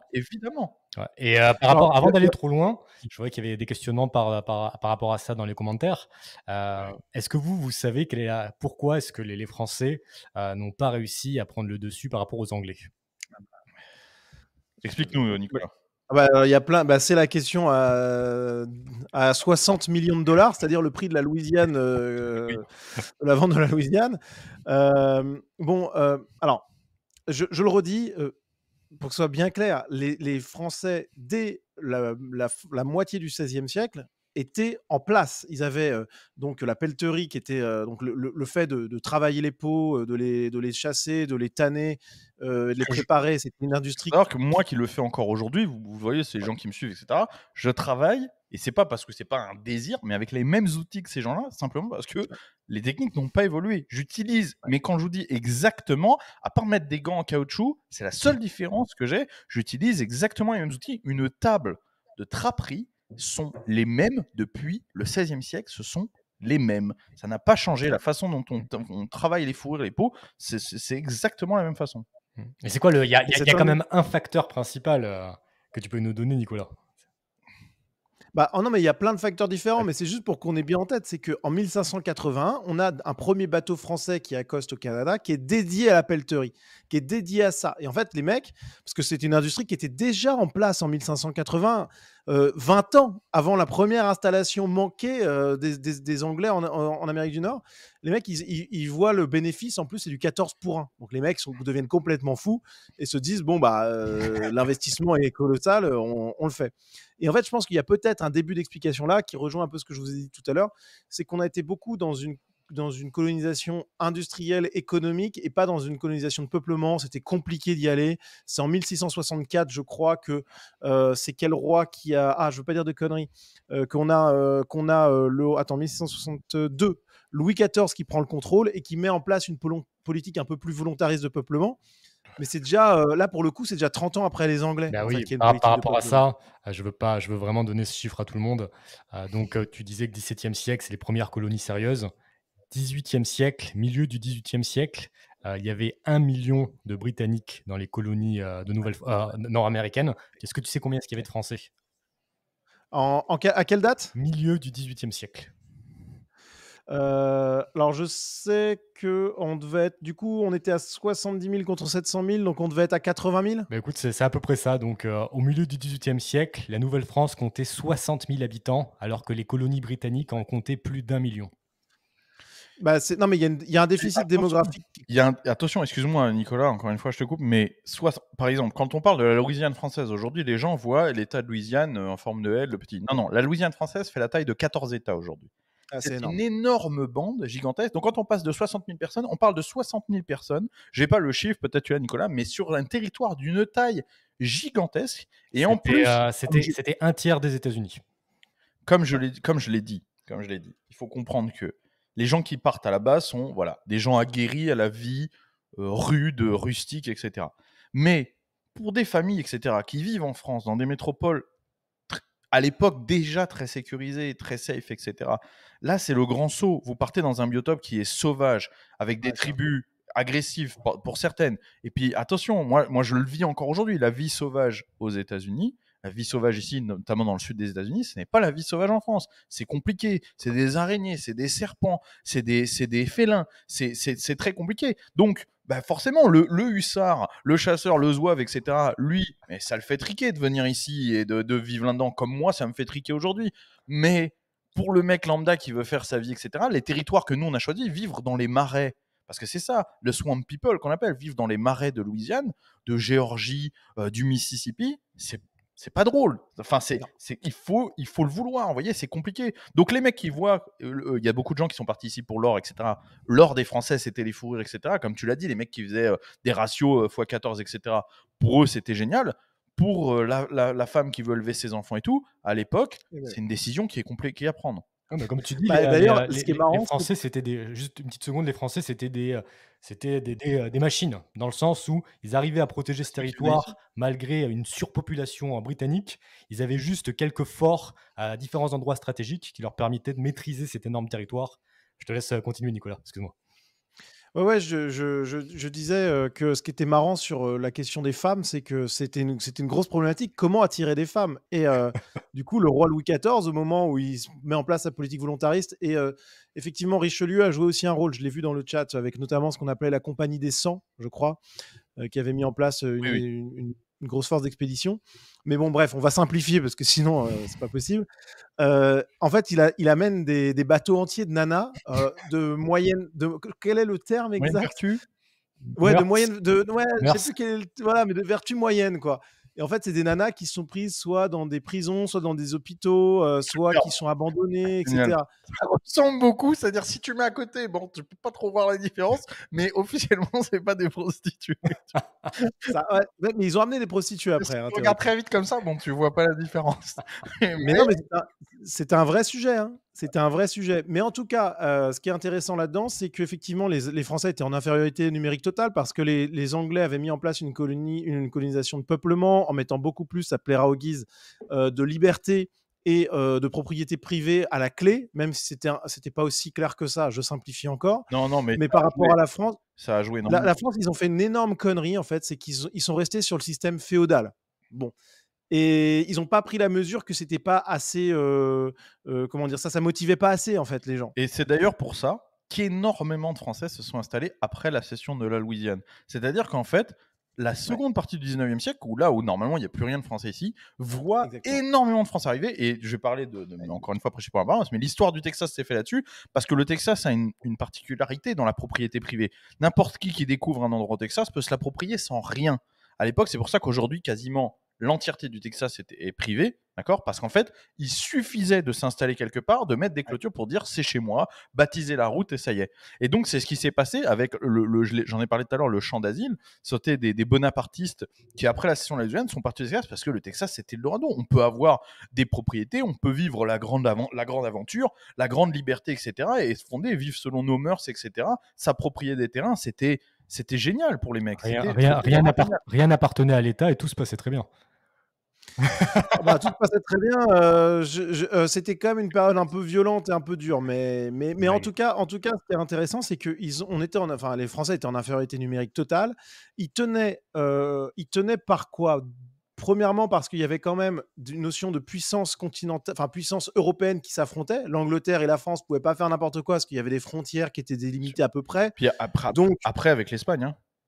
Oui, avec l'Espagne aussi. Après, Tu pouvais pas faire la guerre totalement contre l'Espagne a fait énormément aussi sur les Français qui sont venus ici et sur les possibilités. Je sais que vous savez que quand le Texas, je reparlais du Texas, mais c'est parce que c'est ce que je maîtrise le mieux, hein, mais quand le Texas est devenu indépendant de l'Espagne, ça a été la France le premier pays à reconnaître l'indépendance du Texas. Il y a eu une ambassade du Texas à Paris. Ah, C'était marrant, je le savais pas. premier pays. Et ensuite, en sous-main, tout le travail a été de dire on va faire que le Texas va devenir français. Ça a été énormément ça. Alors, il y a eu une figure très très connue au Texas qui s'appelle Jean Lafitte, que tu dois connaître, je pense, Nicolas, qui était un corsaire français très connu, qui est arrivé au Texas, qui a créé un empire de corsaires au Texas et notamment un commerce négrier, alors qui était devenu illégal en France, qui a fondé Galveston, qui est aujourd'hui la première, on va dire, la plus grosse ville côtière du Texas, hein. C'est le Havre, entre guillemets, texan, c'est-à-dire c'est là où il y a le gros port, etc. Parce qu'en fait, c'est une espèce de petite île rattachée, on va dire, une presqu'île. Ça doit être une île, je pense que c'est un pont qu'ils ont créé.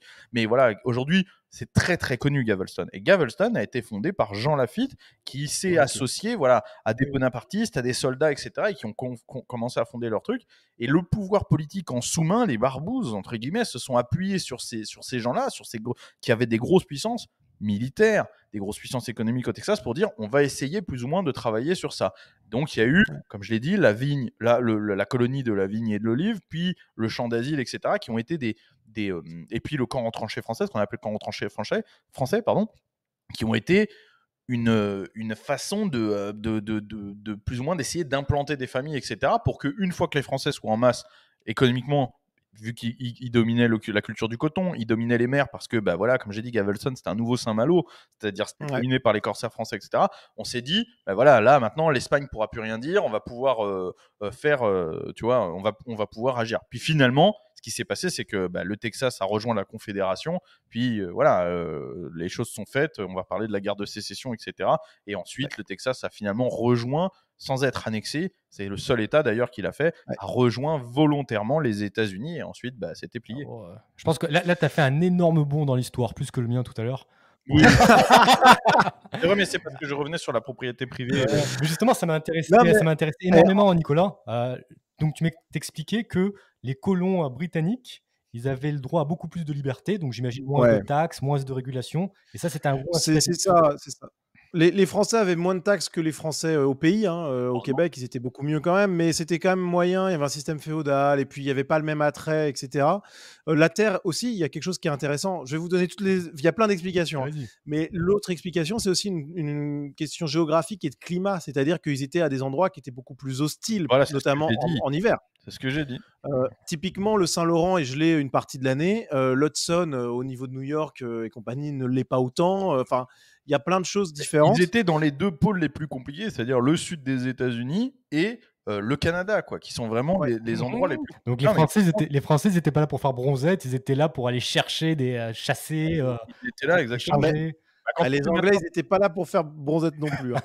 Non. Mais il y avait aussi quelque chose qui était important, c'est qu'il y avait une passion anglaise, une espèce de ferveur, qu'il faut parler de la mystique religieuse, hein, qui était extrêmement forte chez les Anglais, avec une ferveur religieuse vraiment très, très forte. C'était compliqué. Alors, c'était une victoire logique des Anglais. Enfin, là, je fais aussi un bond dans l'histoire, mais je veux dire, parce que là, on parle déjà de la guerre qui a été déclenchée, de la guerre de 7 ans, mais puisque la guerre de 7 ans a commencé en 1754, voilà. Mais c'était déjà un état de guerre larvé avant. Mais cette guerre de 7 ans, elle a été perdue logiquement, en réalité, parce que la défaite militaire était inévitable. Il y avait quelques dizaines de milliers de Français contre 1 million, c'était 1 million de colons à l'époque, 1,5 million de colons anglais. Et les Français n'ont tenu que parce que, alors ils étaient un peu meilleurs, ils ont bien fortifié certaines cités, effectivement. Par exemple, la ville de Détroit, c'était un fort qui avait été fondé par Lamotte Cadillac, qui a donné son nom à la voiture, et qui est toujours honoré des siècles plus tard, d'ailleurs. Et aussi parce qu'ils ont fait à Miami, ils ont pactisé avec des tribus indiennes. Et là, le pacte avec les Indiens, alors pas avec toutes les tribus indiennes, bien entendu, était quand même un énorme avantage comparatif par rapport aux Anglais qui étaient moins dans cette relation-là. Mais ils n'avaient pas le choix. Parce qu'en fait, les Français n'avaient pas le choix. Ils étaient obligés de faire ça. Sinon, ils ne pouvaient pas gagner. Tout simplement. Ils se faisaient expulser direct. Donc, ils étaient obligés de faire à Miami, là où les Anglais avaient des alliances aussi, mais moins. Parce qu'ils s'en foutaient. Ils étaient déjà 1 million, ça marchait bien. Ils avaient la culture du tabac qui était leur grosse source de richesse. Bon, le coton ensuite. Donc, les Français ont logiquement perdu parce qu'ils n'ont pas pris la colonisation de peuplement avec le sérieux que ça aurait requis. Voilà, je pense que c'est ça le. Oui, Il y avait des politiques britanniques pour faire des colonisations énormes, pour envoyer énormément de gens en Amérique du Nord. Les Français, ils étaient occupés avec les guerres continentales, avec Bien sûr, oui, il y a ça aussi. Évidemment. les guerres des protestants contre les catholiques. Bien sûr. C'était le bordel en France. Non, mais les Anglais sont unis, donc ils sont un peu plus protégés de ces choses-là, alors que les Français, ils étaient toujours aux frontières, et du coup, il n'y avait pas cette chose-là. Et en plus, ils étaient un peu à la ramasse. Ils avaient une grosse ferveur pour les Antilles, parce qu'il y avait du sucre et des épices. Voilà. Et ils ne voyaient pas l'intérêt des États-Unis. Pas autant, en tout cas, parce qu'il y avait les fourrures, la morue, mais pour eux, c'était pas la même chose. C'était beaucoup plus à titre individuel qu'à titre d'État. Parce qu'en fait, les Français venaient ici, ils faisaient des fortunes, etc., d'un commerce privé, finalement. C'est pas l'État qui tire un bénéfice des trappeurs français, finalement. Donc voilà. Bon, pour la chose, tiens, je vois le déni démographique qui est cité par un commentaire. Juste une chose, une petite donnée qui n'a rien à voir, mais l'Amérique du Nord, ça a été un phénomène assez extraordinaire qui n'a pas été revu depuis, qui n'avait pas été vu depuis un moment. C'est l'extraordinaire expansion démographique des colonies. Extraordinaire, que ce soit au Québec, au moment où ça y est, ça commençait à tourner un peu la machine de peuplement, ou en Virginie, Nouvelle-Angleterre et compagnie, c'était le nombre d'enfants par femme, le taux de fertilité avoisinait le maximum biologique. C'est-à-dire qu'il y avait régulièrement des familles avec 15 enfants. Régulièrement. Alors, Donc, est-ce que moi, je peux donner une explication à ça? Vas-y. Parce que en France, la machine démographique s'est ralentie avec le droit d'aînesse, tu sais. Le fait qu'un propriétaire terrien en France, quand il mourait, c'était l'aîné qui récupérait la propriété. Puis, quand ce droit était aboli, qu'il fallait diviser à travers les enfants, bah, pour un propriétaire terrien, ce n'était plus intéressant de faire 4 ou 5 enfants, parce que sinon la propriété elle était divisée en 4 ou 5, perdait de sa puissance, finissait par être rachetée ou conquise par autre chose. Ce qui n'existait pas ici, où, comme tu l'as dit, le marché était différent, le droit de propriété était différent, donc c'était beaucoup plus intéressant pour quelqu'un qui avait des terres dans le sud des États-Unis ou au Canada de faire autant d'enfants, parce que de toute façon, la propriété allait rester dans la famille, tu vois, indéfiniment. Donc ce facteur du droit d'aînesse n'a pas touché justement les colons. Ouais, je suis d'accord. J'ai quelqu'un qui demande sur quelle époque, du coup, le taux de fertilité max. Ça s'est vite affadi quand même, hein. Je veux pas dire de bêtises, mais pour faire très simple, je pense qu'on était sur les premières décennies, peut-être le premier siècle. J'ai pas envie de dire de bêtises, mais je sais que après cette explosion démographique, ça s'est quand même un peu calmé. Ok. Mais c'était, on savait, voilà, c'était, il y avait ces raisons-là aussi, peut-être la santé, le climat, Donc, je si, sais rien. si je comprends bien, il y avait fécondation, 9 mois après, il y avait naissance, quelques semaines après, il y avait fécondation de nouveau, et ainsi de suite. Ça enchaînait. Alors après, oui, voilà, il y avait aussi des femmes qui mouraient en couche et en fait, par Oui, famille, tu avais parce parfois qu'on 2 fait pas femmes. d'omelette Bon, sans casser des œufs. Hein. ah non, mais c'était terrible, hein. C'est ça. Mais par contre, alors intéressant parce que sinon je sens qu'on va zapper, mais j'ai vu passer 2-3 messages sur les mœurs des indiennes. Voilà, parce que c'est vraiment quelque chose qu'il faut avoir en tête et qui plaisait beaucoup aux colons qui n'avaient pas de nana. Mais c'est qu'il y avait comment on appelle ça, des rituels, des traditions chez les peuples indiens. Pas toutes les grandes familles, mais enfin quand même, je pense. C'était que quand tu visitais, que tu étais un trappeur et que tu visitais des campements indiens, et bien en fait, c'était une chose tout à fait normale pour les Indiens d'offrir leurs sœurs, leurs filles, leurs femmes aux types qui arrivaient. Il était quand même C'était une, sympa. Hein. Alors, c'était une preuve comme en fait la femme, c'était une médiation qui permettait plus d'avoir le la force. cas aujourd'hui, c'est pas la peine de venir tous massivement ici. Moi, je suis là, personne ne m'a rien offert depuis que je suis là. Je préfère vous le dire. Non, mais c'est incroyable, c'est que Si on vraiment, te l'avait offert, est-ce que tu l'aurais accepté? Non, mais je tiens à préciser que de toute façon, la proposition n'a pas été faite. non, mais vraiment, pour le coup, c'était un truc qui est assez choquant. C'est que vraiment, dans toutes les expéditions qu'on voit, même celle de Lewis et Clark, qui est plus tard, en 1806, je crois, tu as toujours ça. C'est-à-dire que les mecs visitent les tribus et chaque soir, on leur offre les plus belles nanas du campement, quoi. C'est vraiment un truc de dingue, c'est une tradition là-bas. Voilà. Eh bien. Voilà. C'était la petite anecdote écoute, t'as bien fait. pour passer. Mais bon, voilà, je pense que là, déjà, on a fait pas mal de fois le tour de pourquoi les Français auraient pu gagner, auraient pu un peu remporter la conquête américaine. Pourquoi finalement les Anglais ont gagné. Et puis après, La guerre de je pense sécession, peut-être. il y a la guerre d'indépendance où les Français Ah ont oui. eu un rôle de Très dingue. bien, on va parler de la guerre d'indépendance. Donc là, il faut savoir qu'au moment de la guerre d'indépendance, pour la France a tout intérêt à ce que l'Angleterre perde ses colonies. On va pas se mentir, hein, on peut les amputer de quelque chose. Donc, le pouvoir royal décide très clairement de s'investir. Là, on voit justement, ce sera la grosse différence avec la guerre de sécession où il n'y aura pas officiellement de soutien, que ce sera un soutien justement à titre privé, entre guillemets, personnel. Mais le pouvoir royal décide d'aider les États-Unis à devenir indépendants. Donc, à l'époque, 13 premières colonies, c'est bien ça, hein, il me semble. Voilà, je me pose une colle, je sais plus exactement les 13 premières colonies. C'est soit 7, soit 13. Je sais plus exactement les dates. Il me semble que c'est 13. Ça doit être 13 alors. À devenir indépendante. Donc, pour ça, on envoie tout simplement la flotte française déjà pour bloquer, tout simplement pour essayer de faire blocus. Il suffit de, finalement, il n'est pas forcément utile de vaincre les Anglais, il suffit de les bloquer assez longtemps pour que les États-Unis pour que les Américains fassent le travail, en fait, tout simplement. Donc, on envoie la flotte française faire un blocus. C'était pas facile quand même, parce Non. que ils ont vachement hésité, hein, les Français. Hein. En fait, ils attendaient, c'est assez marrant, ils attendaient des victoires, parce qu'au début, les indépendantistes, ils se prenaient des branlées, en fait. Ouais. Et du coup, c'était pas évident. Alors, en sous-main, il les fournissait en armes et en argent. Voilà. Mais ils ont attendu une bataille dont j'ai plus le nom pour affirmer leur soutien. Mais d'ailleurs, franchement, c'est là, en fait, l'amitié franco-américaine, elle est gigantesque. On se rend pas compte, mais qui ils envoient les États-Unis pour plaider leur cause en France, ils envoient Franklin. Oui. Donc, voilà, qui débarque à Auray en décembre 77 aurait, donc dans le Morbihan, voilà.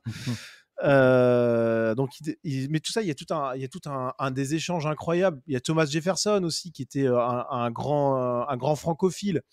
Bon, bref. Mais effectivement, on a donc Franklin qui débarque et qui négocie le truc. La victoire des indépendantistes arrive. Et donc là, le roi se dit, bon, allez, c'est bon, on y va, Franco. Et on a donc l'armée qui débarque. Mais même avant ça, il y a plein de Français qui sont mobilisés. Les deux noms les plus célèbres, c'est évidemment Lafayette. Et Rochambeau. Qui a devancé... Ouais, Rochambeau. Moi, j'en ai un autre, mais c'est parce que je suis breton. C'est Armand de la Rouërie qui est parti là-bas, qui a fait des merveilles militaires là-bas aussi. Hein. Des exploits vraiment incroyables. On s'imagine pas à quel point on a joué un rôle à ce moment-là, parce que Rochambeau décide carrément de la stratégie totale. Il conseille directement Washington et même il le surpasse. C'est-à-dire que Washington prend des mauvaises décisions sur les forts à attaquer, etc. C'est Rochambeau qui... C'est normal, parce qu'il faut pas juste dire ah ouais c'était trop bien, on est plus fort. Il faut comprendre que historiquement, militairement, le passif des Français est gigantesque. Le recul qu'ils ont sur gérer une armée, etc. Et encore une fois, je refais le parallèle parce qu'après ça va se retrouver aussi dans la guerre de sécession.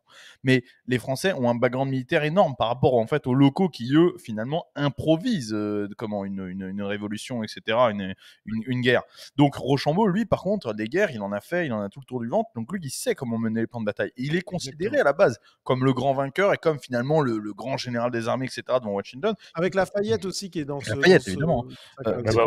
Washington, plus que Washington. Désolé. Ah, ouais, désolé les gars, j'ai eu un petit problème d'internet. T'inquiète, on a meublé. Ça n'a pas coupé le live, vous avez pu continuer. Non. Ok, génial, j'avais peur. J'ai un installateur qui vient demain pour régler ce problème. Petite parenthèse, par rapport à Washington, justement, je te coupe, Nicolas.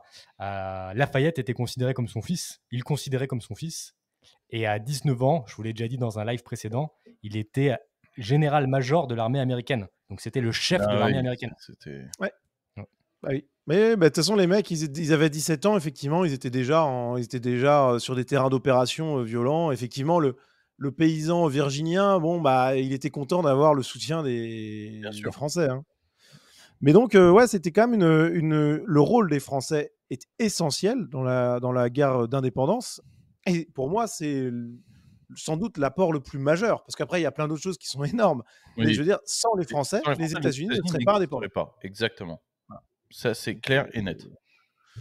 Donc, déjà, c'est le lien essentiel. Je veux dire, quand on vous dit les États-Unis sont les ennemis de la France, ou alors sur plein de sujets, on peut discuter. Il y a des choses pas bien. Mais alors, globalement, on a une longue tradition d'entente, au moins à ce niveau-là. Évidemment. Ouais. Donc, finalement, les colonies deviennent indépendantes. Création des États-Unis. Tout à fait. Et quelques années plus tard, je ne sais pas si tu veux faire passer direct à la guerre civile ou si tu veux parler de entre deux. Bah, franchement, il y a des choses à dire sur l'entre-deux chronologiquement. Vas-y. Mais parce que je trouve que c'est essentiel pour montrer à quel point les deux continents sont liés. Il y a quand même, on ne peut pas citer l'amitié franco-américaine si on ne parle pas de Chateaubriand. Chateaubriand qui a fait un voyage en 1791 en partant de Saint-Malo. Il arrive à Baltimore le 10 juillet 1791. Il fait New York, Boston, Niagara, puis ensuite de septembre à décembre, puisque il y a l'hiver, il faut hiverner. Donc Pittsburgh, Cincinnati, Mississippi, et il fait le retour en passant par Nashville, Salem, Philadelphie pour trouver Boston. Et ce voyage de Chateaubriand aux États-Unis, qui dure quelques mois finalement, à peine un an, c'est un coup de tonnerre en France et même dans toute l'Europe, parce qu'il décrit un continent. Alors, il idéalise un petit peu, vraisemblablement. Hein. Bon, c'est le jeu, voilà, faut un peu enrober. Il fait un peu du putaclic, quoi. À l'époque, c'était le premier youtubeur, le mec. Il enjolive un peu. Mais par contre, il popularise totalement les États-Unis. Et tous les grands esprits de son temps sont inspirés par ça. Victor Hugo, Tocqueville lui-même, etc. Il publie plusieurs romans, donc il y a Atala, il a quoi d'autre qui publie enfin il a plein d'ouvrages qui traitent de son voyage aux États-Unis et qui inspirent Tocqueville. Tocqueville, c'est 1831. Donc pareil, obligé d'en parler. Tocqueville, son voyage Évidemment. pour étudier le système carcéral, mais en fait qui est assez anecdotique puisque ce qui est important, c'est tout ce qu'il a découvert des États-Unis, tout ce qu'il a noté, etc. Alors il y a de la démocratie en Amérique Tous qui les permet de... Français avec cet esprit dont on a parlé, entre guillemets, l'esprit, on va dire, d'aventure, hein, voilà, ont été fascinés par, Eh oui. par ce pays. Tous. Exactement, Tocqueville, d'ailleurs, je suis obligé de le dire, mais c'était quand même un grand libéral. bien sûr. Et il a notamment dit quelque chose que je répète souvent dans cette émission, la tyrannie de la majorité est la limite de la démocratie. Exactement. Et très intéressant, les conclusions de la démocratie en Amérique, c'est un plaidoyer pour la démocratie.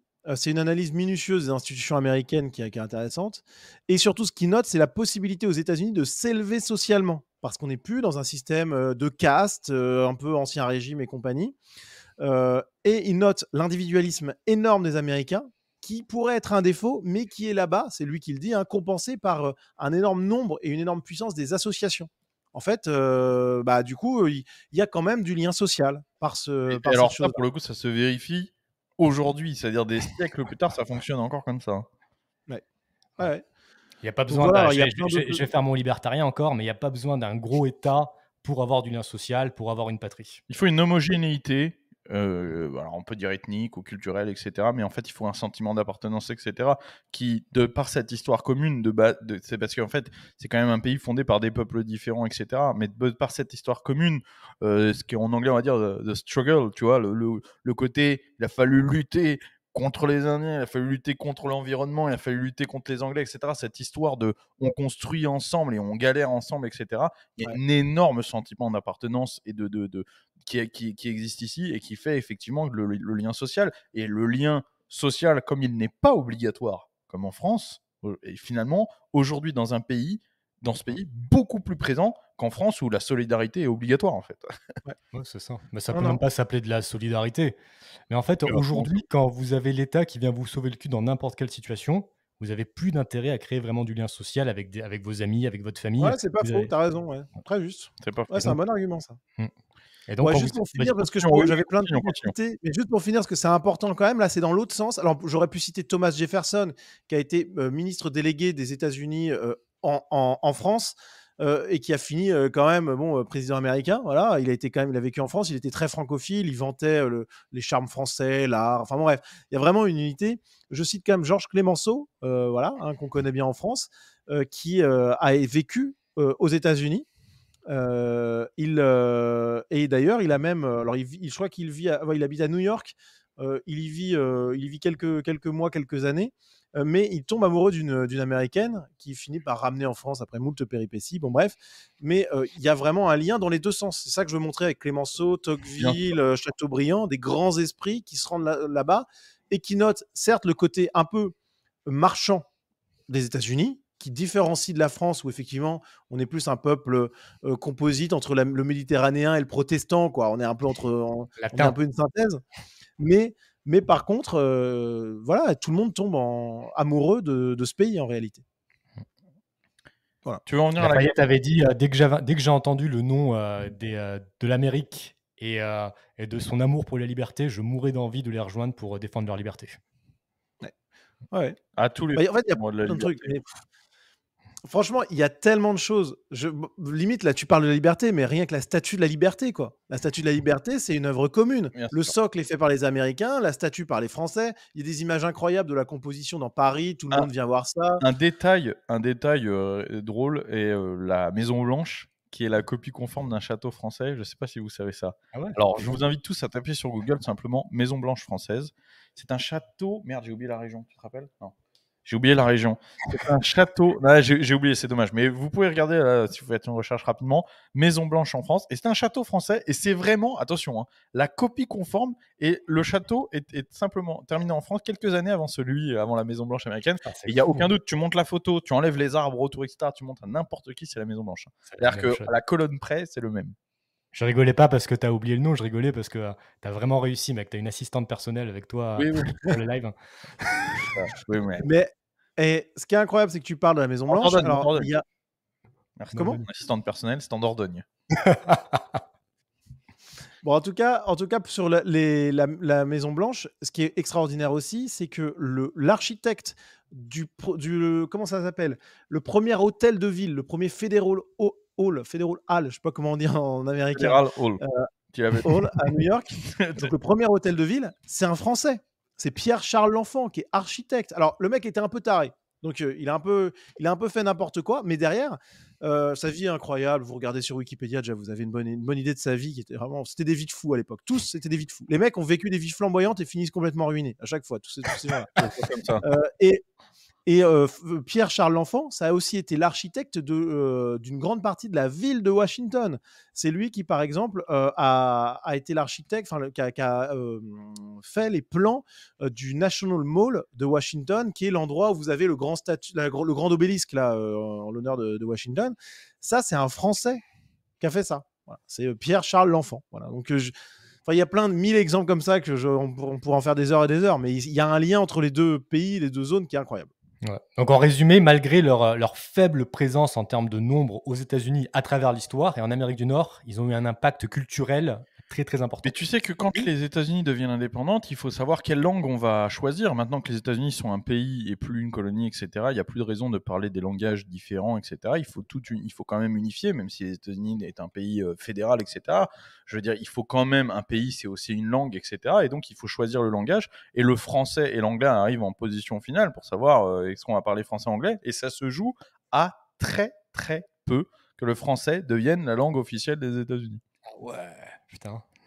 Forcément, puisqu'il faut comprendre bien qu'il y a aussi une espèce de... Pour les gens qui deviennent indépendants, pour ces pays-là, il y a un rejet de l'Angleterre. Évidemment, tu viens de faire la guerre contre eux, les Français ont été tes alliés, donc il y a ce côté rejet de l'Angleterre. Il y a le côté, bon, il y a quand même, même si on est moins nombreux, une grosse population de francophones aux États-Unis. Donc ces deux facteurs font que on se demande si on ne va pas parler français. Et dans un monde parallèle, on parle français aux États-Unis. Et Nicolas aurait beaucoup moins de difficultés à prononcer les noms. Quoique, j'ai entendu du cajun là pour préparer l'émission, c'est quand même spécial. C'est C'est facile vraiment à l'accent. comprendre. Alors, très étonnamment, je m'attendais à une difficulté incroyable de comprendre. Alors, bon, encore une fois, il faut comprendre qu'il y a plusieurs, on peut parler de ça, de la langue. Il y a plusieurs français qui sont parlés aux États-Unis, qui sont encore parlés aux États-Unis. Donc, il y a le français acadien, voilà, le cajun, si vous voulez, le français acadien, donc le français Louisiane. Mais il y a aussi le français du Missouri, qu'on appelle le français popo. Ok. Voilà, il y a différents autres français, le français du Mississippi, etc. Moi, j'ai pas de mal du tout à comprendre. C'est vraiment comme un gros accent régional. Alors c'est drôle parce que ça fait vraiment gros paysan par contre. Ça parle vraiment comme des paysans. Mais c'est assez étonnant que ce soit encore aujourd'hui, parce qu'aujourd'hui, les gens qui apprennent le français dans ces régions, généralement, c'est un petit peu comme les langues régionales en France, c'est-à-dire qu'il y a eu une disparition puis un revival. Et en fait, par exemple, les gens qui apprennent l'occitan aujourd'hui ou le breton sont rarement des gens dont les parents parlent occitan ou breton. Donc ils doivent apprendre par un système scolaire, entre guillemets. Et c'est ce qui se passe aujourd'hui. Vous avez des médias comme TV Louisiane, etc., avec qui je suis en contact, et je ferai sûrement justement des apparitions chez eux, qui font des grands programmes de mise en avant du français, etc. Il y a un gros revival. Et donc même ces gens qui apprennent finalement de façon scolaire, franchement, c'est assez étonnant. Vous regardez, je vous invite à suivre des gens comme Jordan Thibodeau sur Instagram, vous n'avez aucun mal à comprendre ce qu'ils disent. C'est juste un gros accent, mais je veux dire, c'est plus dur que de parler avec un gros Lillois ou, vous voyez. Franchement, ça rappelle quand même le patois que parlaient mes grands-parents, Oui, mais qui parlaient déjà plus, quoi. Tu vois. Cutéreux. C'est ça, par exemple, les Acadiens, je vous disais tout à l'heure, qui venaient tous du Poitou en grande majorité, ils ont un accent très proche des vieux paysans du Poitou. Ah oui, Ouais. non, c'est vraiment des accents de paysans. Ouais. Mais si vous avez arrivé, par exemple, à être abonné à la gauloiserie et à comprendre ce qu'il dit, vous aurez pas de problème. D'ailleurs, les gars, je vous ai pas dit, mais on a fait un petit émoticône, la gauloiserie. Oui, à chaque fois qu'on a invité, on fait un émoticône de l'invité, c'est vrai. Nicolas, qu'est-ce que je voulais vous dire, un petit point, pendant que je cherche l'émoticône, un petit point langue, chiffre. En Amérique du Nord, il y a environ 15 millions de personnes qui parlent le français aujourd'hui comme première langue. Donc évidemment, c'est énormément au Québec et dans l'Est du Canada, ce qu'on appelle les maritimes, le Nouveau-Brunswick, etc. Et sinon, au niveau des États-Unis, dans le Maine, dans le New Hampshire, en Louisiane, il y a environ 5% de gens qui parlent français à la maison tout de même.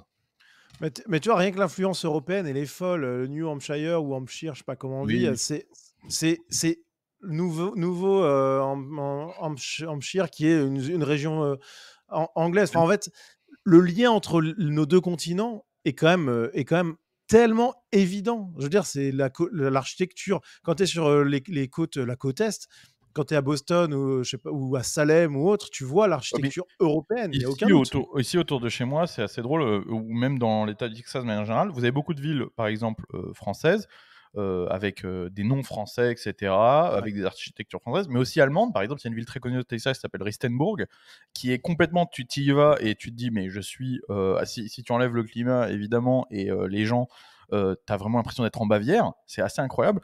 Les brasseries, par exemple, au Texas, ils sont très forts sur la bière. Les brasseries texanes sont vraiment des brasseries allemandes, calquées sur les systèmes allemands. Quand vous connaissez un petit peu l'Allemagne et que vous allez dans les brasseries, etc., vous retrouvez vraiment ça au Texas. C'est-à-dire ces systèmes de brasserie où tu peux venir directement chercher ta bière à la brasserie, où il y a un petit comptoir où tu peux, genre bar, mais sinon c'est une grosse fabrique de bière, etc. C'est vraiment comme ça et c'est assez étonnant. Et voilà, comme tu l'as dit. Et puis quand tu es dans le milieu rural, etc., ou dans la chasse et tout, alors là tu retrouves complètement les méthodes européennes, mais c'est fou, quoi. Putain. Ouais, bah l'union est incroyable. Bon, franchement, il y a plein de choses à dire parce qu'avant même la guerre de sécession, on pourrait parler de la cession de la Nouvelle-France quand même, parce que la Nouvelle-France, je reprends vite fait. Je suis désolé, ça part dans tous les sens, mais c'est hyper riche. C'est très bien. Mais en gros, à la fin de la guerre d'indépendance, les Français cèdent une grosse partie de la Nouvelle-France aux Espagnols pour les avoir remerciés d'être entrés en guerre à leur côté contre les Anglais. Bon, bref, c'est un truc très, très spécifique. Ou c'est peut-être la guerre de 7 ans, je ne veux pas dire de bêtises. Il ne faut pas que je dise de bêtises. Il me semble que c'est la guerre. Oui, c'est la fin de la guerre de 7 ans, autant pour moi. Donc, l'Espagne récupère une partie de la Nouvelle-France, dont la rive droite du Mississippi. Donc, ils prennent la Louisiane actuelle.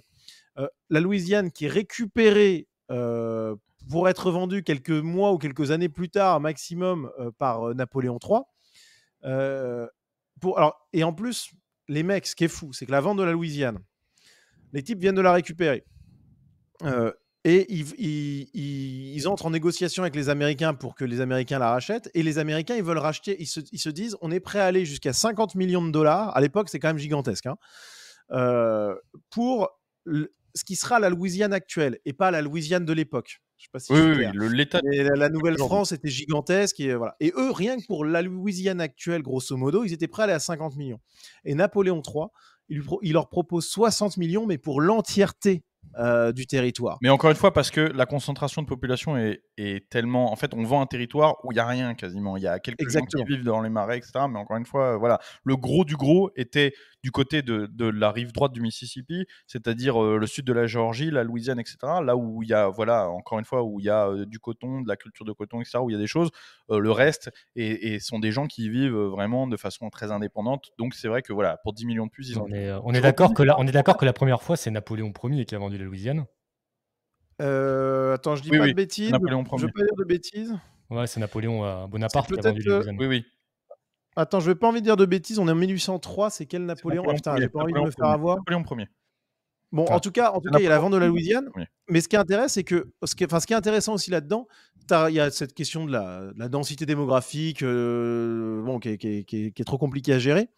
Mais aussi parce que les Français sont à l'époque obnubilés par ce que je disais dans un moment de l'émission sur la richesse des îles, les sucres, la canne à sucre, etc., les épices. Et en fait, ils avaient en tête d'avoir la Louisiane, donc la Nouvelle-France, pour reconquérir Haïti et Saint-Domingue. Sauf que finalement, le problème, c'est que c'est pas possible. Et c'est ça qu'une fois que Napoléon a compris que c'était pas possible, c'est pour ça qu'il lâche la Louisiane aussi, en partie. Et c'est fou parce que... Mais je pense aussi qu'il avait... et juste pour terminer là-dessus, je pense aussi qu'il avait calculé que ça aurait été compliqué de résister face à ce grand nombre d'Anglais. Oui, bien sûr. Oui, c'est ça. Ça allait être des pertes, forcément. Il vaut mieux céder que perdre. Hein, c'est toujours pareil. Exactement. Mais je réponds à un commentaire de Mr. Freezer qui parle de Castroville au Texas. Oui, qui est vraiment là, pour le coup, une ville française par excellence, fondée par Henri Castro. Énorme commerçant de fourrure. Et voilà, pour le coup, Castroville a vraiment une architecture française, une histoire française, etc. Mais donc, c'est drôle parce que pour Saint-Domingue, finalement, les gens de Saint-Domingue, les réfugiés de Saint-Domingue, une fois la perte de Saint-Domingue et la débâcle, vont tous venir en ancienne Nouvelle-France et finalement être le premier gros arrivage de Français après la cession de la Louisiane. C'est-à-dire une fois que les colonies françaises n'existent plus, C'est comme je vous l'ai dit tout à l'heure en début d'émission, je vous ai dit, il y a eu énormément de Français qui sont arrivés après la bataille, entre guillemets, et même ça représentait beaucoup. Et bien justement, les réfugiés de Saint-Domingue, qui étaient des chefs de la culture du coton, qui étaient vraiment les meilleurs dans le domaine, avec l'aide de Jean Lafitte, du corsaire dont je parlais, du corsaire ancien négrier, justement se sont installés en Géorgie, on parle des États actuels, hein, en Géorgie, en Louisiane et au Texas. Énormément. Ouais. Putain. Bah, juste pour faire le lien un peu, je suis désolé, je continue, mais c'est tellement, franchement, il y a tellement de trucs à dire. Juste quand la Louisiane est cédée, alors la cession se fait à Saint-Louis, qui est dans l'État du Tennessee, si je ne m'abuse. Non, c'est ah merde, j'ai oublié. Géorgie. Ah, bon, qui est pas qui est Saint-Louis dans un État du centre des États-Unis. Saint-Louis qui a été nommé Saint-Louis en honneur au roi. Bien sûr, comme plein d'autres villes, comme la Nouvelle-Orléans et compagnie. Attends, il y a deux Saint-Louis, remarque. C'est peut-être Saint-Louis, Missouri dont tu parles. Ah oui, c'est Missouri. C'est Missouri, sûr. C'est central. Parce qu'il y a Saint-Louis en Géorgie qui est très connu aussi. Parce qu'en fait, dans les personnes qui ont assisté, alors c'est la légende, je ne sais pas si c'est exactement vrai, parce que tout est un peu légendaire aussi parfois, mais dans les personnes qui assistent à la scène de cession de la Louisiane, il y a Lewis et Clark, les grands explorateurs qui partiront 2 ou 3 ans plus tard pour leur grande expédition. Et pourquoi ils sont à Saint-Louis ? Parce que pour préparer cette expédition, il leur fallait les conseils des Français. Parce que les Français, c'était les coureurs de bois, c'était les explorateurs, c'était les trappeurs. Et c'est eux qui ont permis la réussite de cette grande expédition qui a relié du coup Saint-Louis dans le Missouri jusqu'à la côte ouest. Et c'était des Français qui ont participé à cette équipée. Il y a aussi, je suis obligé de citer dans les explorateurs. Ce que tu viens de dire, ici, par exemple, dans la culture des chasseurs du sud des États-Unis, la grande référence littéraire des romans de chasse, c'est Daniel Boone, aucun rapport avec l'humoriste, et qui est l'homme qui a découvert qui a découvert le Kentucky, les routes du Kentucky, etc. Daniel Boone dans ses livres, c'est dommage, je n'ai jamais trouvé de traduction française, alors ça sera seulement pour les anglophones, mais dans ses livres, parle en permanence des chasseurs et des trappeurs français. C'est lui qui l'aide, c'est lui qui apprend. Il est époustouflé par les connaissances et les capacités des chasseurs français. Non, mais vraiment, c'est incroyable parce que Daniel Boone ici, pour un mec qui connaît, qui est passionné de vie sauvage, etc., dans le sud des États-Unis, Daniel Boone est vraiment le héros. Il y en a beaucoup qui lisent les romans de Daniel Boone et du coup qui connaissent justement ce côté chasse des Français, etc. Moi, on m'en parle, mais très souvent quand je vais à la chasse avec des gens, avec beaucoup de gens ici, etc. On fait très souvent référence aux personnages des romans de chasse de Daniel Boone. Et parmi les grands explorateurs, il y avait aussi donc les voyages de la Vérandrie, qui est une fratrie, c'est une famille d'explorateurs qui partaient du Canada et qui ont exploré de grandes zones. Alors la baie d'Hudson, qui est au nord du Canada, et qui ont vachement avancé dans les États-Unis actuels. Alors avec quand même la découverte, je vais essayer de retrouver le truc, mais pendant que tu retrouves le truc, je vais faire un petit commentaire drôle. Tout à l'heure, quand vous parliez des Indiens qui offraient leurs femmes aux trappeurs français, mon père, il a mis en commentaire dans le chat, je vais commencer une formation de trappeur. Il peut venir chez moi, je le forme.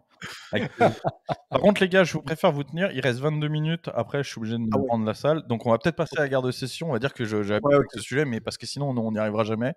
Ouais, vas-y. En plus, moi, la guerre de sécession, c'est pas mon domaine du tout. Alors moi, je parle surtout des Français dans la guerre de sécession. Donc, la guerre de sécession ou la guerre civile américaine qui oppose la Confédération donc au nord, on va dire. Alors, c'est un petit peu réducteur de dire le sud et le nord des États-Unis parce qu'en fait, c'est le sud-est, on va dire, des États-Unis. Les États du Sud, par exemple, l'Oklahoma ne fait pas partie de la Confédération. Pourtant, l'Oklahoma est un État du Sud, vraiment, le Missouri non plus, etc. Donc, voilà. La Confédération, donc, pour simplifier, on dit beaucoup que la guerre de sécession s'est faite notamment sur les conflits négriers, de savoir s'il fallait abolir ou pas l'esclavage. C'est une partie du sujet. Il faudrait faire un live entier sur la guerre de sécession. On ne peut pas tout expliquer. Mais bref, cette guerre civile éclate. Et là, contrairement à la guerre d'indépendance, la France décide de ne pas officiellement prendre... soutenir. Il faut comprendre quand même que idéologiquement, la France est du côté de la Confédération à cette époque-là. Il faut bien le comprendre. Si la France devait intervenir, elle aurait intervenu du côté de la Confédération. Elle ne le fait pas. Après, à titre personnel, il y a Qu'est-ce qui te fait dire ça, Baptiste? C'est quand même intéressant. bah, en fait, militairement, tous les grands chefs militaires français qui sont partis de se battre du côté de la Confédération. Et ça, c'était des Par chefs contre, militaires qui allaient Mais parce qu'il volontairement? faut comprendre que la concentration des Français, de là où on retrouve des Français le plus, sont dans l'État de la Confédération. La Louisiane, typiquement, fait partie de la Confédération. Donc en fait, Donc ça, là, tu parles d'individus, de leur initiative propre. intervenir pour le Nord, ce serait tuer des Français. Très globalement. Alors, moi, Il y a une grande part de Français dans l'armée de la Confédération. Et notamment, donc, il y a des chefs militaires français qui partent. Il y a 2 chefs militaires très importants français dans la guerre de sécession. Ça va être de Beauregard, le général de Beauregard, qu'on appelle le Napoléon gris, hein, la tenue grise des Confédérés, parce que ça va être vraiment le général qui va avoir les meilleurs effets tactiques, etc. Et il y a le prince de Polignac, qui est capitaine quand il part et qui devient général d'armée et qui revient en France intercéder auprès de Napoléon III pour lui demander justement son appui dans cette guerre. Et Napoléon III refusera justement parce qu'il refuse aussi parce qu'il refuse tout simplement de dépouiller une partie de l'armée. Je veux dire, comme on l'a dit tout à l'heure, on est occupé avec les guerres continentales, c'est compliqué. Il y a quand même le gros problème avec l'Allemagne, enfin de l'époque. Je simplifie, mais voilà, c'est compliqué. Bref, ça ne se fera pas. Mais à titre personnel, et là c'est vraiment très intéressant, énormément de militaires français partent se battre pour la Confédération. Et le régiment le plus important, c'est les Tigres, ce qu'on a appelé les Tigres de Louisiane, qui sont en fait des zouaves du Second Empire, donc des militaires extrêmement aguerris, qui partent se battre pour la Confédération, qui sont en mal de guerre et qui partent se battre pour la Confédération. C'est encore une fois, on arrive dans des conflits qui sont faits par des gens qui ne sont pas des militaires de métier, d'accord ? La grande majorité des soldats de la Confédération sont des paysans, des mécaniciens, des fermiers, c'est ce qui est dit dans tous les livres, je cite. Donc avoir des militaires qui sont l'équivalent de ce qu'on appelle aujourd'hui des très forces intéressante. spéciales, ce sont des forces d'élite. Comment ? Petite info très intéressante par rapport à ça. Cette guerre civile, c'était une boucherie totale. Dans toute l'histoire des États-Unis, c'est la guerre qui a causé le plus de morts Ah américains. oui, ça a été extrêmement violent. Mais à l'image de ces guerres de la fin du 19e siècle, c'est-à-dire des guerres qui voient une technologie et du début du 20e siècle, 14-18 est le meilleur exemple de ça, ce sont des guerres qui voient une technologie militaire avancée et des méthodes stratégiques anciennes. Donc en fait, c'est le pire de ce qu'on puisse connaître, c'est ce qui s'est passé en 14-18, c'est-à-dire se tirer dessus avec des obus et des armes à feu à rechargement rapide, etc., mais dans des guerres de tranchées. La guerre de sécession, c'est la même chose, même si on n'est pas au niveau de technologique de 14-18, il y a quand même déjà aujourd'hui, il y a des lever action, etc. Il y a énormément d'armes qui, voilà, on n'est plus au mousquet qu'on recharge avec un tour toutes les minutes. C'est vrai qu'on voit dans les films, ils ont des espèces de grosses mitrailleuses automatiques déjà. La Gatling, ouais, du professeur Gatling, mais voilà, mais je veux dire, on est sur des armes, voilà, avec des armes modernes quasiment, hein, mais dans des guerres de ligne, donc c'est effectivement extrêmement meurtrier. Et donc, Et tu sais que le Sud, Baptiste, qui existe sur les Tigres de Louisiane, donc les Tigres de Louisiane arrivent, ce sont des zouaves de Napoléon, donc ce sont des unités d'élite, et forcément, partout où ils vont, ils font un carnage.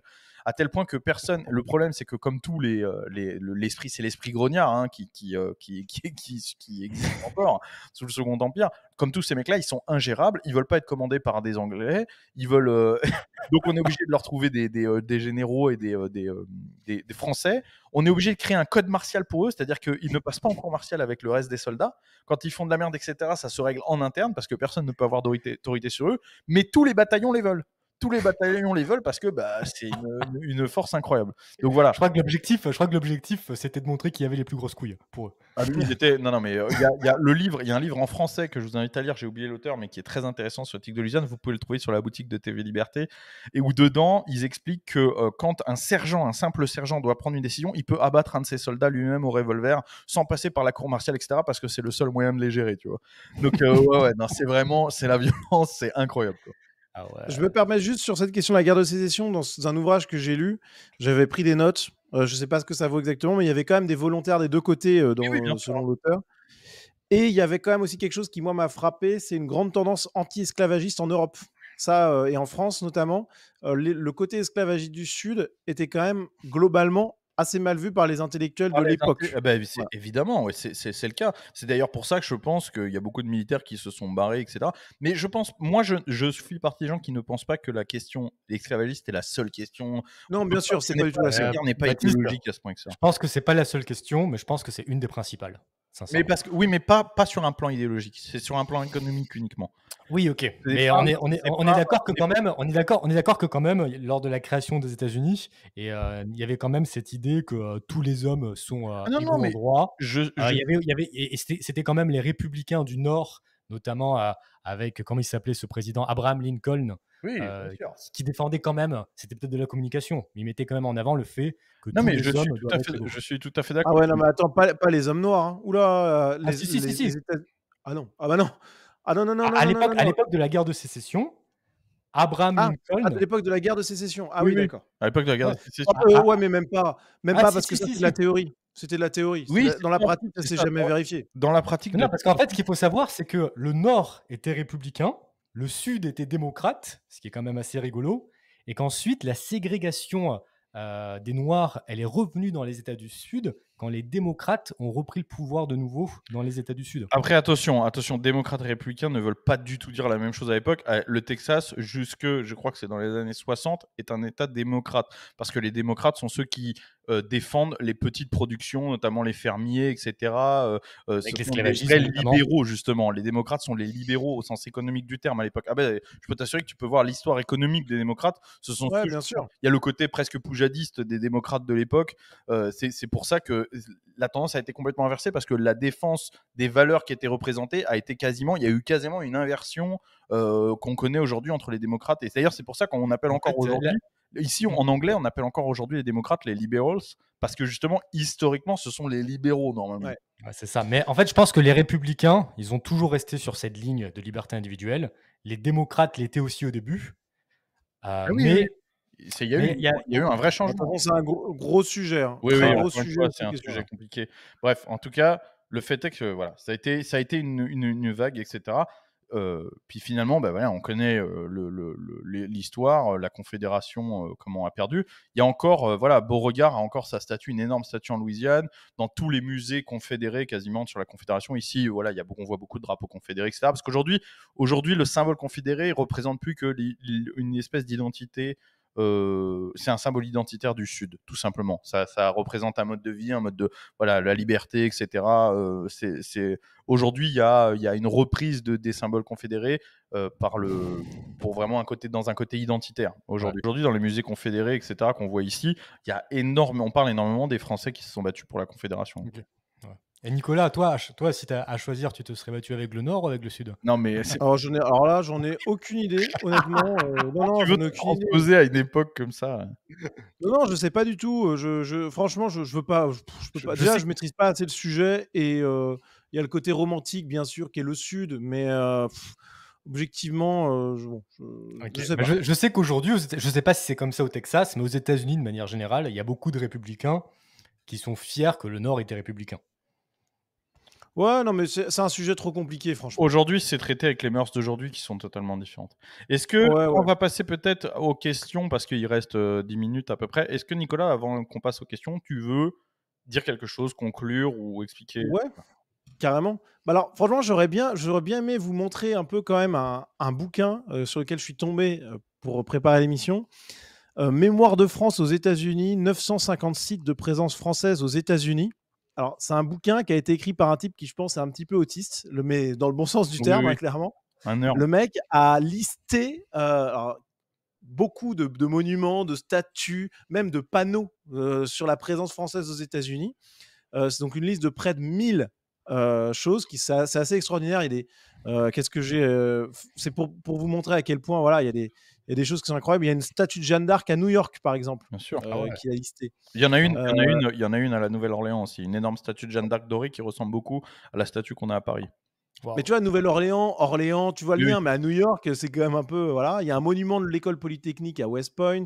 Enfin, il y a plein de choses comme ça qui sont listées par voilà, les Cadillac Mountain pour le Français qui a créé Détroit. Bon, bref, il y a vraiment un grand lien entre la France et les États-Unis qui a pu se distendre dans l'histoire récente parce qu'il y a eu la géopolitique qui a fait son œuvre et que les États-Unis sont aujourd'hui un empire qui est plus puissant que nous et qui, dès lors, joue sa partition d'empire et nous, on est forcément un peu sujet parfois, même Les si on se défend quand Français, même le aussi. peuple français a changé aussi, a évolué, et Bien donc sûr. l'attrait dont on a parlé envers la liberté, envers l'aventure, etc., n'existe plus en France. Les Français n'ont plus rien à foutre de la liberté et ne sont certainement pas aventuriers. Ils sont devenus des gros peureux casaniers. Donc évidemment que ça fait plus du tout rêver. Non, mais on va pas se mentir. Aujourd'hui, Ouais. ce qui fait rêver certains Français aux États-Unis, c'est l'inverse quasiment de ce qui a fait rêver les Français de l'époque. Donc ça a évidemment changé. Ouais. Moi, je voudrais Je suis assez d'accord. dire une dernière chose avant de passer aux questions. On me pose souvent la question, par exemple, de la religion ici.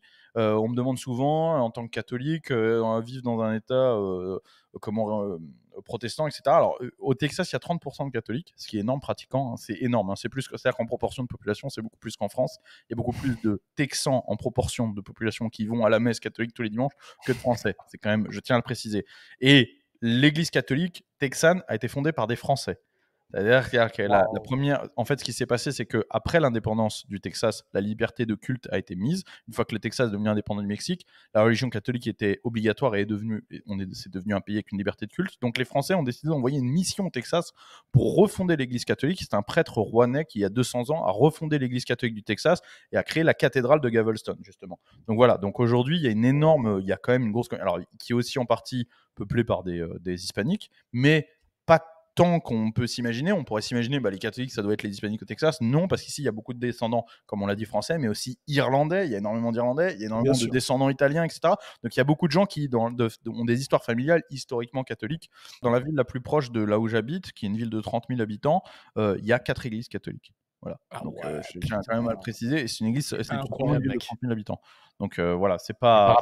Par rapport au catholicisme, la dernière chose avant de passer aux questions, les Acadiens, qui sont un peuple français qui a énormément marqué le début de la colonisation nord-américaine, ils ont créé le drapeau acadien qui est bleu, blanc, rouge avec une étoile jaune pour rappeler à leurs enfants qu'ils sont français, le drapeau français, et l'étoile dorée pour ne pas oublier qu'ils sont catholiques, la couleur dorée qui est la couleur papale. Je précise une chose. Aujourd'hui, on a dit acadien, puis on a dit cadien et cajun. Cajun et cadien, c'est le même mot. Hein. C'est simplement ça désigne le même peuple. C'est simplement soit la façon francophone, soit la façon anglophone de désigner les gens. Il y a beaucoup de cajuns qui se disent cadien ou cajun, mais voilà, ça veut dire la même chose. Ouais, c'est ça. Parce qu'il faut savoir que justement, il y a beaucoup de Attends, une dernière chose très rapide. Il faut savoir que les Acadiens, après la guerre de 7 ans, quand les Anglais ont gagné la Nouvelle-France, ils ont été déportés en masse dans tous les États américains pour essayer de les diluer dans la culture anglophone. Oui, c'est vrai. Truc de dingue. Ça, c'est vraiment, ça s'appelait le grand dérangement, je crois, et c'est vraiment un truc à creuser, aller voir sur Wikipédia. D'ailleurs, je pense que ça a joué énormément. Hein. Ça a été une stratégie qui a payé. C'est très très triste. Alors, je vais mettre le chat spécial abonné pendant 2 minutes. Voilà, allez-y les gars, donnez vos questions. Comme j'ai dit, on a 8 minutes devant nous. Après, il faudra vraiment que je rende la salle. Okay. Donc, chat réservé aux abonnés. Après, on va remettre le chat pour tout le monde. Mais juste pour être sûr que les abonnés puissent poser leurs questions. 2 minutes pour les abonnés et ensuite, on répond aux questions de tout le monde. Ouais. Allez-y les gars, si vous avez des questions. Je ne sais pas s'il y en a encore qui sont... Il y a quelqu'un qui demande quid de la messe traditionnelle au Texas. Comme partout, il y a une proportion assez intéressante de messes traditionnelles. Moi, j'ai pas eu du tout de mal à trouver de messes traditionnelles ici. J'en connais plusieurs qui sont à moins d'1 heure de chez moi. Donc, génial. Il y a Smenga26 qui demande: les francophones en Louisiane sont en majorité des créoles, car les créoles conservent leur langue plus durement. Oui, alors il faut bien comprendre que créole, à la base, ça désigne les blancs. Hein. C'est vrai qu'aujourd'hui, créole, pour nous, c'est le côté... on désigne plutôt les Noirs des Antilles, etc. Mais à la base, créole, les créoles, ce sont les blancs des Antilles. Et en fait, de manière générale, les blancs des colonies. Voilà. Donc... en Louisiane, oui, mais encore une fois, comme on l'a dit, on l'a expliqué pendant tout le live, il y a des populations descendants francophones un peu partout, pas que en Louisiane. Donc, Il y a Antoine 7 qui nous demande s'il y a un livre à lire sur le sujet. Tu nous as montré un livre en off tout à l'heure. Oui, moi je peux vous. Je peux vous donner les références rapidement si vous voulez. Ce qui est vraiment spécial sur Texas, mais qui n'est qu'en anglais, qui s'appelle French in Texas. Voilà, qui est édité par l'Université du Texas, qui a été écrit par François Lagarde. voilà, qui est vraiment extrêmement intéressant. C'est un gros bouquin parce qu'il y a énormément de choses à traiter. Il y a des gens dont j'ai parlé. Bah voilà, là ici vous voyez Laffitte, le Corsaire. Mais voilà, on parle de l'Église catholique, on parle d'énormément de choses. Si vous êtes anglophone, c'est très intéressant. Et toi, vas-y, donne ton livre aussi. Ouais. Alors, si vous devez lire, alors j'ai lu plein de livres pour préparer cette émission. Gilles Havard, L'Amérique fantôme, et avec Cécile Vidal, il a aussi écrit Histoire de l'Amérique française, vraiment super.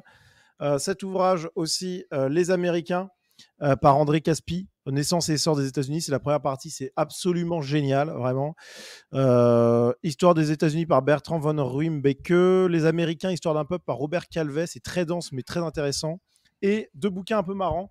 La véritable histoire de l'Ouest américain, c'est par Jacques Porte.